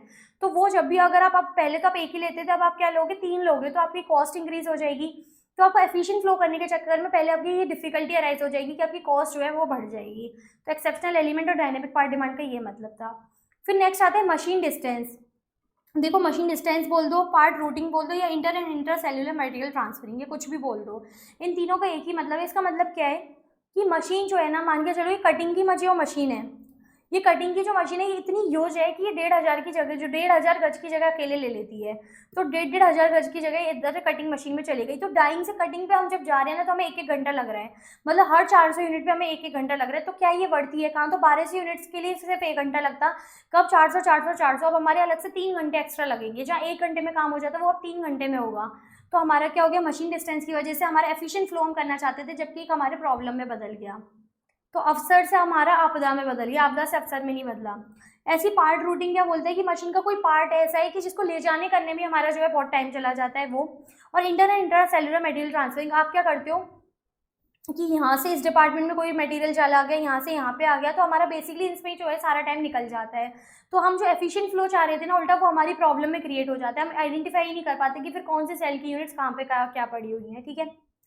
नेक्स्ट आता है बॉटलनेक मशीन एंड पार्ट्स। मान के चलो मशीन का कोई पार्ट या मशीन खुद ऐसी है कि जो बहुत क्या महंगी है, बहुत महंगी हो गई, या फिर बहुत इतनी ज़्यादा कॉस्टली है कि हम उसको अफोर्ड ही नहीं कर सकते। अगर हम मल्टीपल मशीन्स लगाए ना, तो हमारा बिजनेस की प्रोडक्शन कॉस्ट ही इतनी इंक्रीज हो जाएगी कि एफिशिएंट फ्लो आप कर ही नहीं पाओगे। वो करो या नहीं करो वो तो बात की बात है, अभी प्रोडक्शन कॉस्ट ही जो है फालतू की इंक्रीज हो जाएगी। फिर नेक्स्ट आता है machine location and relocation. Machine को ले जाने करने में, लोकेट करने में या रिलोकेट करने में सेटअप टाइम वगैरह हमारा काफ़ी चला जाता है, तो हमारा एफिशिएंट फ्लो करने में हमारी दिक्कत होती है। सेल लोड वेरिएशन, इसका क्या मतलब होता है, देखो सेल लोड वेरिएशन और ऑपरेशन कंप्लीशन टाइम्स, इसको एक लिंक करके समझ लो कि इसका क्या मतलब होता है कि आपका जो मान के चलो ये 3 सेल आपने बनाए, आपने क्या करे, ये 3 सेल आपने बनाए हुए हैं। तो सपोज फर्स्ट सेल जो है ना बहुत एफिशिएंटली काम करता है, तो इसमें आराम से 400 यूनिट्स बन जाती हैं। जबकि सेकंड सेल में जो है ना कुछ वर्कर्स धीरे धीरे काम करते हैं, तो 400 की बजाय 200 यूनिट्स ही बन पाती हैं। और थर्ड सेल में जो है 400 की बजाय आप सिर्फ 300 यूनिट्स ही बना पा रहे हो, ठीक है। तो सेल की वजह से क्या है, वेरिएशन आ जाता है कि कुछ सेल तो बहुत अच्छे से काम करे, कुछ सेल बिल्कुल काम नहीं करे, और कुछ सेल जो है मिड लेवल काम करे, ना ज़्यादा अच्छा ना ज़्यादा बुरा। तो सेल लोड का वेरिएशन आ जाता है, जिसकी वजह से क्या होता है, तो ऑपरेशन कंप्लीशन टाइम पे जो है फर्क आ जाता है। ये सब ढंग से ऑपरेशन नहीं कर पा रहे, जिस वजह से काम जो है टाइम पे कंप्लीट नहीं होगा। फिर इसमें बताया कि सेल रिकन्फिगरिंग, इसका मतलब क्या होता है कि मान के चलो आपके पास डिमांड बहुत ज़्यादा आ गई, तो आपको क्या करना पड़ेगा, अपना सेल का जो साइज़ है वो इंक्रीज़ करना पड़ेगा। अभी तो क्या कर रहे थे, आप सिर्फ 400 यूनिट प्रोड्यूस कर रहे थे, मान के चलो आपको 600 यूनिट्स करनी पड़ेंगी, तो आपको सेल का रिकन्फिगरिंग करना पड़ेगा। मतलब एफिशिएंट फ्लो अगर आपको लानी है तो आपको सेल का साइज रीसाइज करना पड़ेगा, मतलब सेटअप वगैरह और करनी पड़ेगी, मशीन हो सकता है और लगानी पड़े, तो वो सारा टाइम वगैरह भी आपका लग जाएगा, कॉस्ट वगैरह भी आपकी लगेगी। तो आप ये जो है ना डिफ़िकल्टीज़ ये नई ऐड हुई हैं, आप इनको याद कैसे कर सकते हो, इसके लिए मैंने एक शॉर्ट सा बताया हुआ है, उसको याद रखना, EDMPICOBMC। देखो अगर आप ऐसे याद करोगे ना तो आपको शायद ये याद नहीं हो। आप क्या कर रहा हो, मैंने एक क्विक लाइन सी बनाई हुई है, अब उससे याद करना कि ईडी ने मार्केट प्राइस इंडेक्स देखा और उसने देखा कंपनी में भयंकर मचाल चल रहा है। ईडी ने मार्केट प्राइस इंडेक्स देखा और देखा कंपनी में भयंकर मचाल चल रहा है। इस तरह से आप थोड़ा सा याद कर लेना है, अपना कुछ बना लेना, तो आपको ईजिली याद हो जाएगा। तो सेल्यूलर मैन्युफैक्चरिंग क्या है ना, ये प्रोडक्शन या मैन्युफैक्चरिंग करने का एक साइंटिफिक तरीका है। और देखो ये सब पार्ट जो है ना टेक्निक्स की, इसकी पार्ट है, लीन सिस्टम की पार्ट है। तो सबका मेन एम क्या है कि वेस्ट को कैसे ना कैसे मिनिमाइज किया जाए। तो ये कैसे हेल्प कर रहा है, ये प्रोडक्शन का जो मैन्युफैक्चरिंग सिस्टम है ना उसको मैन्युफैक्चरिंग सेल्स में डिवाइड कर रहा है। जो 1200 यूनिट्स एक बार में प्रोड्यूस करते थे, अब 400 करके अब 3 सेल्स में जो है उनको डिवाइड कर दो और आराम से प्रोडक्शन करो। तो उसके कुछ प्रोज थे पर उसकी कुछ डिफिकल्टीज भी थी, वो भी हमने देखी और इसके लिए मैंने आपको एक शॉर्ट फॉर्म बता दी।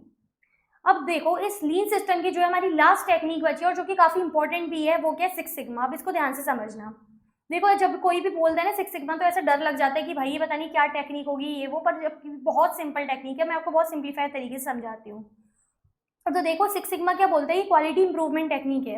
ये क्या है, क्वालिटी इंप्रूवमेंट टेक्निक है जिसका मेन एम क्या होता है कि जिसका मेन ऑब्जेक्टिव क्या है कि जो सारे डिफेक्ट्स को एलिमिनेट करे।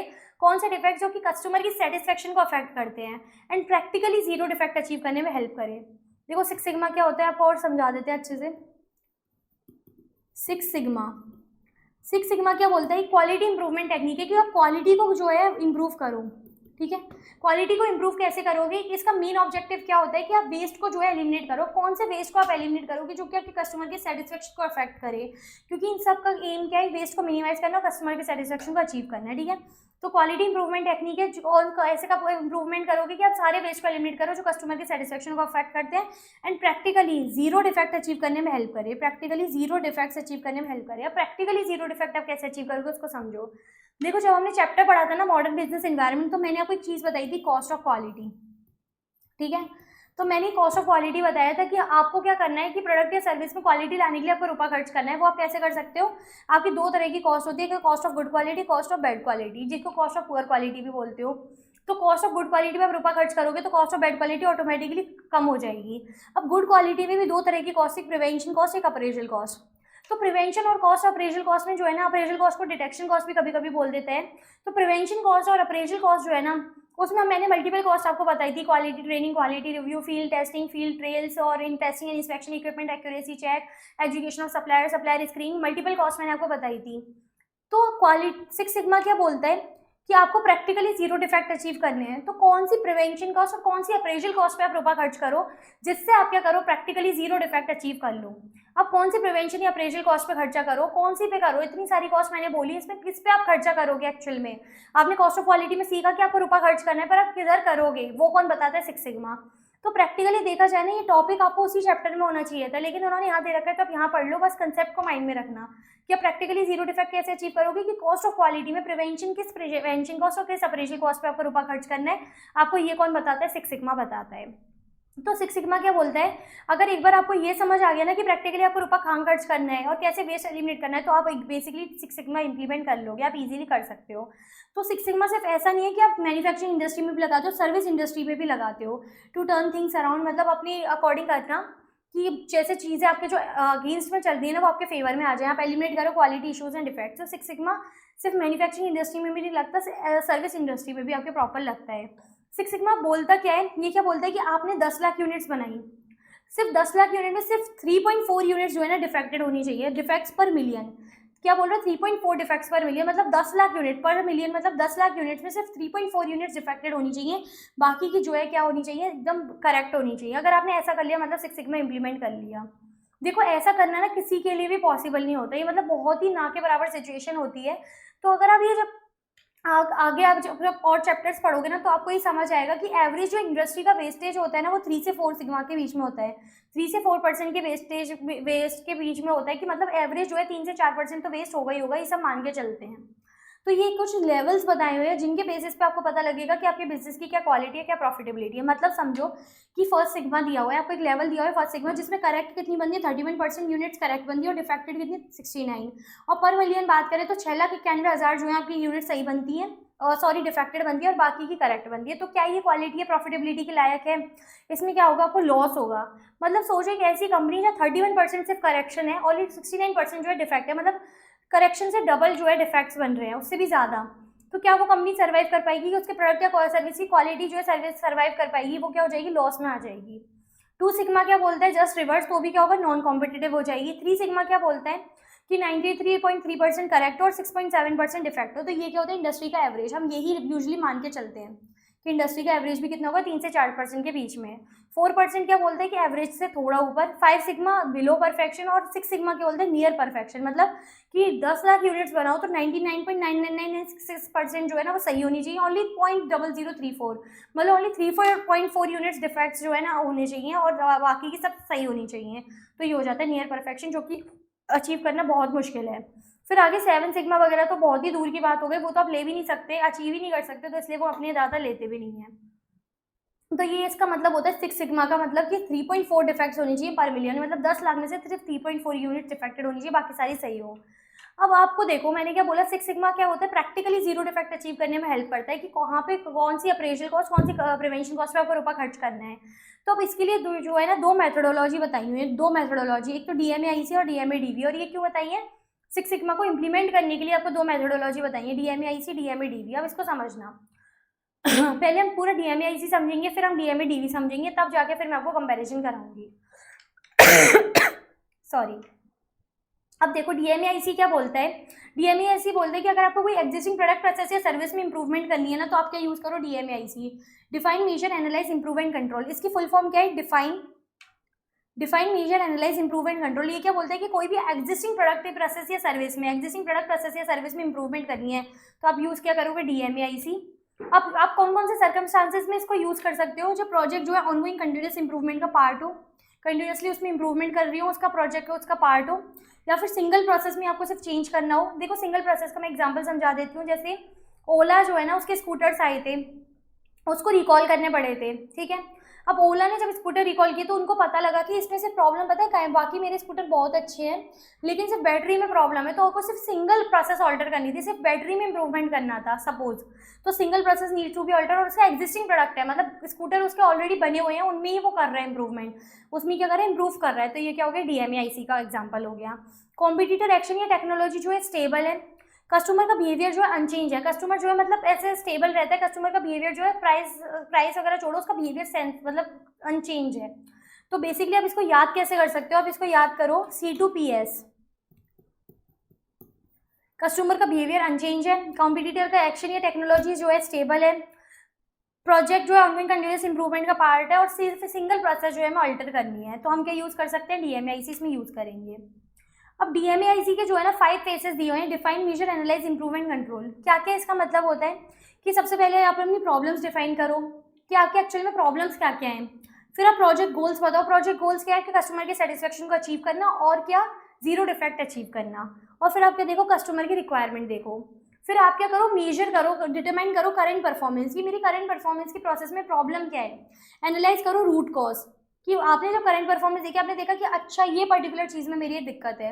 देखो ये पढ़ के कितना आसान लग रहा है ना, लेकिन अगर कंपनी में आप जब बैठोगे ना, ये काम करने बैठोगे 6 सिग्मा का, अगर दिमाग खराब हो जाएगा, क्योंकि रूट कॉज आइडेंटिफाई करना इतना ईजी नहीं होता। अगर ये इतना ईजी हो तो हर कोई बहुत अच्छा बिजनेस कर लेना, बिजनेस ठप ही के होते हैं क्योंकि लोग रूट कॉज ही आइडेंटिफाई नहीं कर पाते। फिर इंप्रूव कैसे कर सकते हो, जो भी आपने डिफेक्ट्स वगैरह ये छाटे हैं ना, इनको एलिमिनेट करो, रूट कॉज को हटाओ। फिर कंट्रोल करो, कंट्रोल का मतलब है कि आपने करंट परफॉर्मेंस को तो कंट्रोल करना ही करना है, पर फ्यूचर के लिए भी अपने परफॉर्मेंस को मेंटेन रखना है। ऐसा नहीं कि आपने आज इंप्रूवमेंट कर दी तो 1 साल तक सही रहे फिर आपने वही कर दिया, बेकार स्कूटर बनाने लगे, ऐसा नहीं करना, आपको हमेशा फ्यूचर के लिए भी इंप्रूवमेंट करनी है। तो maintaining improve process and future process in performance. देखो इसको आपको ना DMAIC आपको तब समझ आएगा जब मैं आपको इसका एक एग्जाम्पल समझाती हूँ, मैंने जो इसमें लिया हुआ है। इसमें मैंने क्या बताया कि OnePlus मोबाइल कंपनी है जिसका एग्जिस्टिंग प्रोडक्ट है क्या, OnePlus 9, ठीक है। वो क्या कर रहे हैं, डिफेक्ट्स वगैरह फेस कर रहे हैं, हैंगिंग प्रॉब्लम आ रही है, टच की प्रॉब्लम आ रही है, कैमरा खराब है, डैमेज और लेट डिलीवरी मिल रही है। तो कंपनी 6 सिग्मा अप्लाई करना चाहती है इंप्रूव करने के लिए OnePlus 9 की क्वालिटी। देखो पहली बात तो ये कि कंपनी ने आपको इसमें बताया कि DMAIC या DMADV का, आप बोलोगे कि आपने तो एग्जाम्पल ले लिया तो आपको पता लग गया, अपना दिमाग चलाओ कि ये क्या एग्जिस्टिंग प्रोडक्ट है। एग्जिस्टिंग प्रोडक्ट की बात कर दी ना, एग्जिस्टिंग प्रोडक्ट की अगर आपने बात कर दी तो ये क्या हो गया आपका, एग्जिस्टिंग प्रोडक्ट की बात कर दी, मतलब DMAIC की बात हो रही है, तो आप क्या लगाओगे, DMAIC लगाओगे। 6 सिग्मा की कौन सी टेक्निक लगाओगे, मेथोडोलॉजी DMAIC वाली। तो DMAIC क्या बोलता है, define measure analyse improve and control. तो सबसे पहले आप क्या करो, डिफाइन करो। डिफाइन क्या करोगे, सबसे पहले प्रॉब्लम्स, तो डिफेक्ट्स सारे आइडेंटिफाइड अबव, ये सारे जो क्या है आपकी प्रॉब्लम्स हैं। प्रॉब्लम क्या, हैंगिंग की, टचिंग की, कैमरा की, डैमेज की, लेट डिलीवरी की, ये सारी प्रॉब्लम है। कस्टमर रिक्वायरमेंट क्या है कि आपको डिफेक्टिव फ्री प्रोडक्ट बनाना है। आपको क्या बनाना है? डिफेक्टिव फ्री प्रोडक्ट, तभी कस्टमर खुश रहेगा। और आपके गोल्स क्या हैं कि आप सारे डिफेक्ट को रिमूव करके आप क्या करो, कस्टमर की सेटिस्फेक्शन अचीव करो, और दूसरा प्रैक्टिकली जीरो डिफेक्ट जो है अचीव करो। ठीक है, फिर क्या करो, मेजर करो करंट प्रोसेस। आपने करंट सारी कॉस्ट देखी, appraisal, prevention, appraisal, internal failure, external failure, सारी कॉस्ट एनालाइज करी, और आपने देखा करेंटली कंपनी जो है 3 सिग्मा 4 सिग्मा पे वर्क कर रही है। देखो कोई भी कंपनी 1 सिग्मा 2 सिग्मा पे वर्क नहीं करेगी, क्योंकि वो लॉस में होती है, नॉन कॉम्पिटिटिव होते हैं। तो करंट परफॉर्मेंस क्या होगी, हमने 3 सिग्मा 4 सिग्मा अज्यूम करके चल ली। अब मैंने क्या करा, होल प्रोसेस एग्जामाइन करा, और तब मुझे पता चला इसमें 3 रूट कॉज है। क्या? एक तो हम जो अपने वर्कर्स को ट्रेनिंग नहीं देते, जिसकी वजह से कैमरा में प्रॉब्लम आती है, टच में भी और हैंगिंग में भी। कोई सप्लायर रिव्यू नहीं करता, मतलब सप्लायर जो हमें रॉ मटेरियल दे रहा है तो हम उसको रिव्यू नहीं कर पा रहे हैं। वीक डिस्ट्रीब्यूशन प्रोसेस है, जिसकी वजह से क्या है, हमारी लेट डिलीवरी हो रही है और डैमेज गुड्स जा रहे हैं कस्टमर के पास। तो अब हम इंप्रूव कैसे करेंगे? हम क्या देंगे, हम क्या वर्कर्स को ट्रेनिंग देंगे, सप्लायर का रिव्यू करेंगे, और क्या करेंगे, अपना डिस्ट्रीब्यूशन प्रोसेस को इम्प्रूव करेंगे। हम कंट्रोल कैसे लगा सकते हैं? हम डेली इसको रेगुलरली जो है मॉनिटर करेंगे कि सब सही हो रहा है कि नहीं हो रहा। इस तरह से आप क्या कर सकते हो, DMAIC लगा सकते हो। तो देखो सुनने में कितना टफ लगता है ना DMAIC DMADV, जबकि देखो कितना ईजी है, कितनी इजीली आपने इसका क्वेश्चन अटेम्प्ट कर लिया। इस तरह से आपको अटेम्प्ट करने होते हैं। तो DMAIC क्या, एग्जिस्टिंग प्रोसेस, प्रोडक्ट या सर्विस को इंप्रूव करने में कौन हेल्प करता है? DMAIC। कब कौन से सर्कमस्टांसेस में यूज करोगे? जब प्रोजेक्ट ऑनगोइंग कंटिन्यूअस इंप्रूवमेंट का पार्ट हो, सिंगल प्रोसेस ही सिर्फ चेंज करना हो, कॉम्पिटिटर के एक्शन हो या टेक्नोलॉजी स्टेबल हो, कस्टमर का बिहेवियर अनचेंज्ड हो। 5 फेसेस के define, measure, analyse, improve and control. इस तरह से आप इसको यूज कर सकते हो। अब नेक्स्ट इसमें आता है लास्ट मेथोडोलॉजी DMADV। ये क्या बोलती है कि आपको जब न्यू प्रोडक्ट प्रोसेस या सर्विस में डेवलपमेंट करना है, आपको क्या करना है, डेवलप करना है, डिजाइन करना है न्यू प्रोडक्ट प्रोसेस या सर्विस, आप कह लो DMADV। ये कब होगा? जब प्रोडक्ट और प्रोसेस आपका एग्जिस्टेंस में ही नहीं हो, नॉट इन एग्जिस्टेंस, क्योंकि अगर वो एग्जिस्टेंस में है तो वो DMAIC हो गया ना, मतलब एग्जिस्टिंग प्रोडक्ट में इंप्रूवमेंट हो गई। जबकि आपको क्या करना है, न्यू में करना है। न्यू कब होगा? जब वो एग्जिस्टेंस में नहीं होगा। आप क्या करो, existing process has been optimise using DMAIC और अदर प्रोसेस। इसका मतलब समझो कि आपने कोई अपना प्रोडक्ट है जो कि आपने अपने इम्प्रूव करा है, आपने क्या करा, कोई प्रोडक्ट इम्प्रूव करा है DMAIC लगा के। सपोज 1+9 का एग्जांपल लेना है, आपने इम्प्रूव करा। अब आप उसका एडवांस वर्जन यहाँ लॉन्च करने जा रहे हो 1+9R, तो इसको हम क्या बोलेंगे, इसका एडवांस वर्जन है, मतलब आपने DMAIC लगा के इसको इम्प्रूव करा और इसी का एडवांस वर्जन आप अगर ला रहे हो तो ये न्यू हो गया, ये न्यू प्रोडक्ट हो गया, न्यू नाम से जाना जाएगा, न्यू प्रोडक्ट हो गया ना 1+9R। तो यहाँ पे क्या लग गया, DMADV। ठीक है, प्रोजेक्ट जो है स्ट्रेटेजिकली इंपॉर्टेंट होना चाहिए, मल्टीपल प्रोसेस इसमें हमें चेंज करने चाहिए, कॉम्पिटिटर का एक्शन जो है चेंज हो, कस्टमर का बिहेवियर भी क्या हो, चेंज हो, मतलब इसका जस्ट रिवर्स DMAIC का जस्ट रिवर्स क्या हो गया, DMADV। ठीक है, अब इसमें भी 5 मेजर्स होते हैं, 5 फेजेस होते हैं आपके। क्या? सबसे पहले define project goal and customer deliverable. Project goals दोनों में सेम रहेंगे, कस्टमर की सेटिस्फेक्शन को अचीव करना, प्रैक्टिकली जीरो डिफेक्ट अचीव करना। लेकिन यहाँ पे क्या है, कस्टमर डिलीवरेबल, मतलब कस्टमर को एक्चुअल में चाहिए क्या क्या, हमें वो देखना पड़ेगा। फिर हम मेजर करेंगे कस्टमर की नीड्स, कि कस्टमर की क्या क्या नीड्स है, मतलब कस्टमर एक्चुअल में चाहता क्या क्या है। फिर एनालाइज करेंगे प्रोसेस ऑप्शन। इसका क्या मतलब है कि कस्टमर की जो नीड्स है उनमें से कौन कौन सी सेटिस्फाई कर सकते हो वो मैं एनालाइज करूंगी, और फिर मैं डिजाइन करूंगी उस तरह से प्रोसेस कि मैं कस्टमर की नीड्स को क्या कर पाऊँ, मीट कर पाऊँ।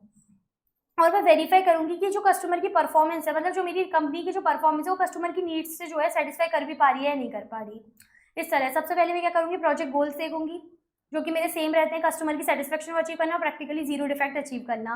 फिर कस्टमर का डिलीवरेबल देखूंगी कि एक्चुअल में कस्टमर को चाहिए क्या क्या है। फिर मेजर करेंगे, डिटरमाइन करेंगे कस्टमर की नीड्स को, एनालाइज करेंगे प्रोसेस ऑप्शन की हम कौन कौन सी कस्टमर की नीड्स को जो है फुलफिल कर सकते हैं। उसके लिए फिर हम क्या करेंगे, डिजाइन करेंगे वो प्रोसेस जो हम कस्टमर की नीड्स को फुलफिल करने में हेल्प कर सकते हैं। फिर हम वेरीफाई करेंगे कि जो हमने प्रोसेस डिजाइन किया वो कस्टमर की नीड्स को एक्चुअल में फुलफिल कर पा रहा है कि नहीं कर पा रहा। इस तरह से आप इसको करोगे। इसका एक एग्जाम्पल दे रखा है वो समझना कि एक एप्पल कंपनी है जो कि iPhone 20 लॉन्च करने वाली है। मैंने बहुत ही आगे की सोच लिया कि एप्पल कंपनी iPhone 20 लॉन्च करने वाली है और ये Six Sigma इंप्लीमेंट करना चाह रही है। तो iPhone 20 जो है कस्टमर की नीड्स को सेटिस्फाई करे, so that iPhone 20 will meet customer needs and will achieve zero defects. अब कंपनी क्या लॉन्च करने जा रही है, न्यू आईफोन, न्यू क्लियर बोल दिया तो ये क्या है, DMADV। ये किसका आपका आंसर क्वेश्चन हो गया, DMADV का। तो पूरे वही लगेंगे, define, measure, analyse, design and verify. तो सबसे पहले डिफाइन क्या होगा, प्रोजेक्ट गोल्स का। प्रोजेक्ट गोल क्या है कि कस्टमर की सेटिस्फेक्शन अचीव करना और प्रैक्टिकली जीरो डिफेक्ट अचीव करना। तो हमारे प्रोजेक्ट डिलीवरेबल्स क्या होंगे, हमारे कस्टमर डिलीवरेबल क्या होंगे कि ensure no defect of earlier version. जैसे iPhone 19 था ना, उसमें जैसे डिफेक्ट्स है वो इसमें अब नहीं हो। ठीक है, ये कस्टमर के डिलीवरेबल्स हो गए कि कस्टमर को क्या चाहिए कि जैसे iPhone 19 में आपके बहुत ही वाहियात वो आए थे ना, क्या कहते हैं, जो भी डिफेक्ट्स वगैरह, वो iPhone 20 में नहीं हो, कस्टमर को ये चाहिए। अब मैंने मेजर करा, मैंने देखा कि कस्टमर की नीड्स क्या गए। कस्टमर बोल रहे हैं कि 2 तो कैमरा तो बहुत हो गया, मुझे ट्रिपल कैमरा चाहिए, बैटरी अच्छी होनी चाहिए, स्क्रीन का साइज ज़्यादा होना चाहिए और वेट जो है कम होना चाहिए। कस्टमर की ये नीड्स आपने आइडेंटिफाई करी। फिर आपने एनालाइज करा कि हमारी कंपनी जो है ना वो कौन कौन सी नीड सेटिस्फाई कर सकती है। मैं ट्रिपल कैमरा वाली कर सकती हूँ, बैटरी इंप्रूव कर सकती हूँ, स्क्रीन का साइज बड़ा कर सकती हूँ, लेकिन मैं कम वेट नहीं कर सकती। आईफोन भारी का भारी ही रहेगा, मुंह पे गिरा तो नाक ही टूटेगी, इस तरह का वो रहेगा ही, उसकी यूएसपी मान के चल लो। तो आपने क्या करा, डिज़ाइन रिव्यू करी, ट्रेनिंग करी और रिसर्च दी, ठीक है, मतलब रिसर्च करी और ट्रेनिंग दी। फिर आपने उस तरह का प्रोडक्ट डिज़ाइन किया, आईफोन 20 आपने डिज़ाइन किया एज पर कस्टमर नीड्स। अब आप वेरीफाई करोगे, लास्ट में आप क्या करोगे, वेरीफाई करोगे कि जो आईफोन 20 की परफॉर्मेंस है वो कस्टमर की नीड्स को सेटिस्फाई भी कर पा रही है कि नहीं कर पा रही। ये इस तरह से आप चेक करते हो, ये होता है डीएमएडीवी। तो बेसिकली डीएमएडीवी क्या है, एक न्यू प्रोडक्ट प्रोसेस सर्विस में यूज़ होता है, जहाँ पे प्रोडक्ट के प्रोसेस कौन कौन से सर्कमस्टांसेस में यूज़ करते हो, जब प्रोडक्ट के प्रोसेस एग्जिस्टेंस में नहीं हो। जब हमने डीएमएसी लगा के जो प्रोडक्ट इंप्रूव किया तो उसका मैं एडवांस वर्जन लॉन्च करने जा रही हूँ। प्रोडक्ट की स्ट्रेटेजिक इंपॉर्टेंस हो, मल्टीपल प्रोसेस इसमें चेंज करनी हो, कंप्यूटर की एक्शन या टेक्नोलॉजी क्या हो चेंजिंग हो, और कस्टमर का बिहेवियर भी क्या हो, चेंज हो। जो डीएमएसी के पॉइंट्स उसका जस्ट रिवर्स हो गया डीएमएडीवी। फिर हम इसमें डिफाइन करते हैं गोल्स क्या क्या है, कस्टमर को एक्चुअल में चाहिए क्या क्या है, मीजर करते हैं कस्टमर की नीड्स क्या क्या है, फिर उसमें से हम कौन कौन सी सेटिस्फाई कर सकते हैं उनको एनालाइज करते हैं, उसके अकॉर्डिंग परफॉर्मेंस डिजाइन करते हैं, देन वेरीफाई करते हैं क्रॉस चेक कि जो हमने परफॉर्मेंस डिजाइन करी वो एक्चुअल में कस्टमर की नीड्स को सेटिस्फाई कर भी पा रही है नहीं। इस तरह से हम देखते हैं। तो इन दोनों में डिफरेंसेस क्या क्या है, तो देखो डीएमएआईसी जो एग्जिस्टिंग पे काम करता है, रिव्यू करता है एग्जिस्टिंग प्रोडक्ट प्रोसेस या सर्विस, जबकि डीएमएडीवी क्या करता है, डिजाइन करता है न्यू प्रोडक्ट प्रोसेस सर्विस। डीएमएआईसी के रिएक्टिव है, मतलब कोई काम हो गया उसके बाद एक्शन लेना, जैसे ओला के स्कूटर जो है वो रिकॉल करे आपने, मतलब आपने जब देखा बैटरी लाइफ खराब है आपने लॉन्च ही क्यों किया, लॉन्च करने के बाद रिकॉल करो, आप रिएक्टिव अप्रोच करो, जबकि आपको प्रोएक्टिव रहना चाहिए था, आपको पहले ही टेस्टिंग करनी चाहिए थी। कोई भी मार्केट में प्रोडक्ट लॉन्च होने से पहले उसकी टेस्टिंग होती है, तो आपने प्रॉपर टेस्टिंग क्यों नहीं करी। रुपी बेनिफिट क्वांटिफाइड, आप इसमें क्या करते हो, डीएमएसी में रुपी बेनिफिट देख सकते हो कि आपका रुपये जो है कितना लगा, उससे बेनिफिट क्या क्या हो रहा है, क्योंकि आप रिकॉल वगैरह कर रहे हो, मतलब आपका प्रोएक्टिव एक्शन आप ले रहे हो। लेकिन डीएमएडीवी में जो है ना रुपी बेनिफिट डिफिकल्ट टू क्वांटिफाई, क्योंकि इसमें अभी आप प्रोडक्ट जो है डिजाइनिंग फेज में है, आपने अभी जो है प्रोडक्ट लॉन्च नहीं किया है, आप जस्ट डिजाइन कर रहे हो और देख रहे हो कि कस्टमर की नीड्स को सेटिस्फाई कर भी पा रहे हैं नहीं। फिर ये डीएमएसी क्या करता है, कैपेबिलिटी इंक्रीज करता है, जबकि डीएमएडीवी कैपेसिटी इंक्रीज करता है। डीएमएआईसी प्रॉब्लम सॉल्विंग मेथड है, जबकि डीएमएडीवी के डेवलपमेंट मेथड है, प्रोडक्ट में डेवलपमेंट लाता है। तो ये इसके डिफरेंस थे।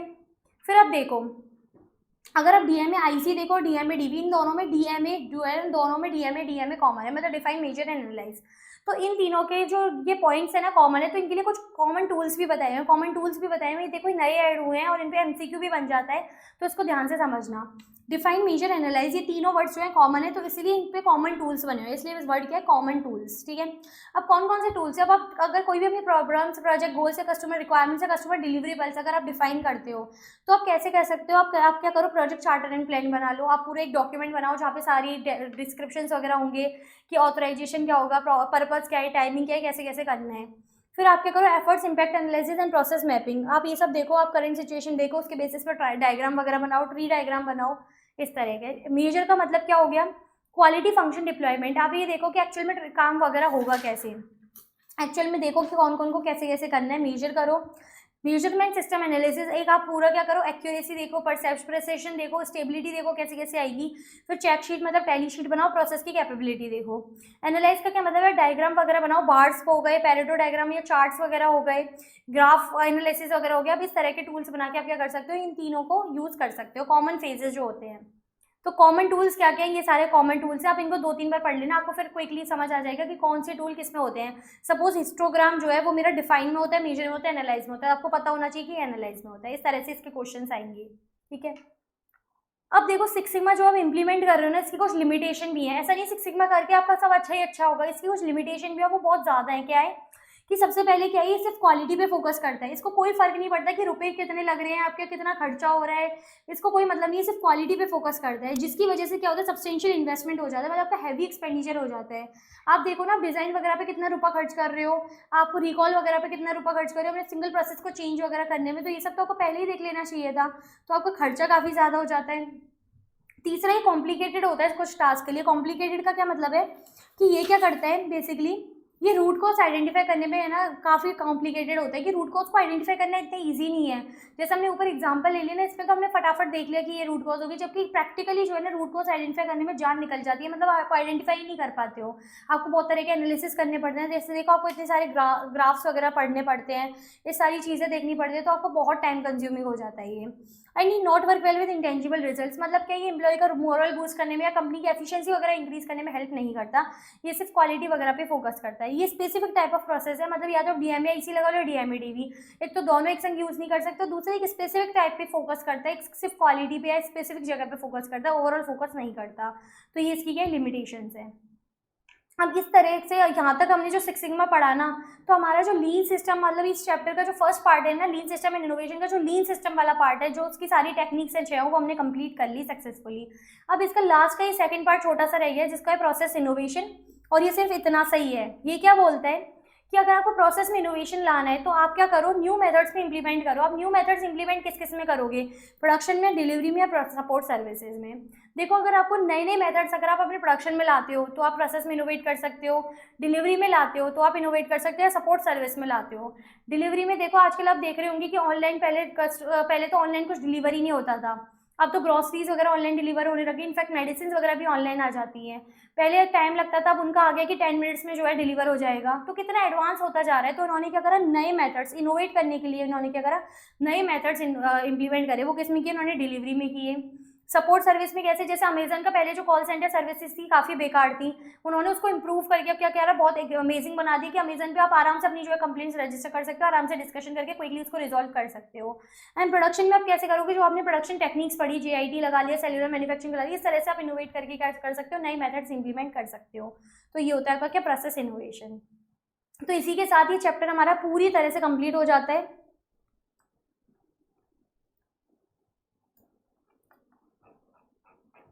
जिसकी जो है ना हमने सारे टॉपिक्स 1 बाय 1 डिटेल में कवर करे हैं, और इसमें जो भी रिस्पेक्टिव एग्जाम्पल्स है वो भी मैंने आपको दे के समझाए हैं। तो ये चैप्टर काफ़ी आसान था, और मॉड्यूल में जब आप पढ़ोगे नहीं 60-70 पेजेस में सारे चैप्टर दिए हुए हैं, जबकि हमने जो है ना इसको सिंप्लीफाई करके 13 पेजेस में ऑनली कर रखा है। मैक्सिमम 10 से 15 पेजेस में सारे चैप्टर्स आपके कर रखे हैं।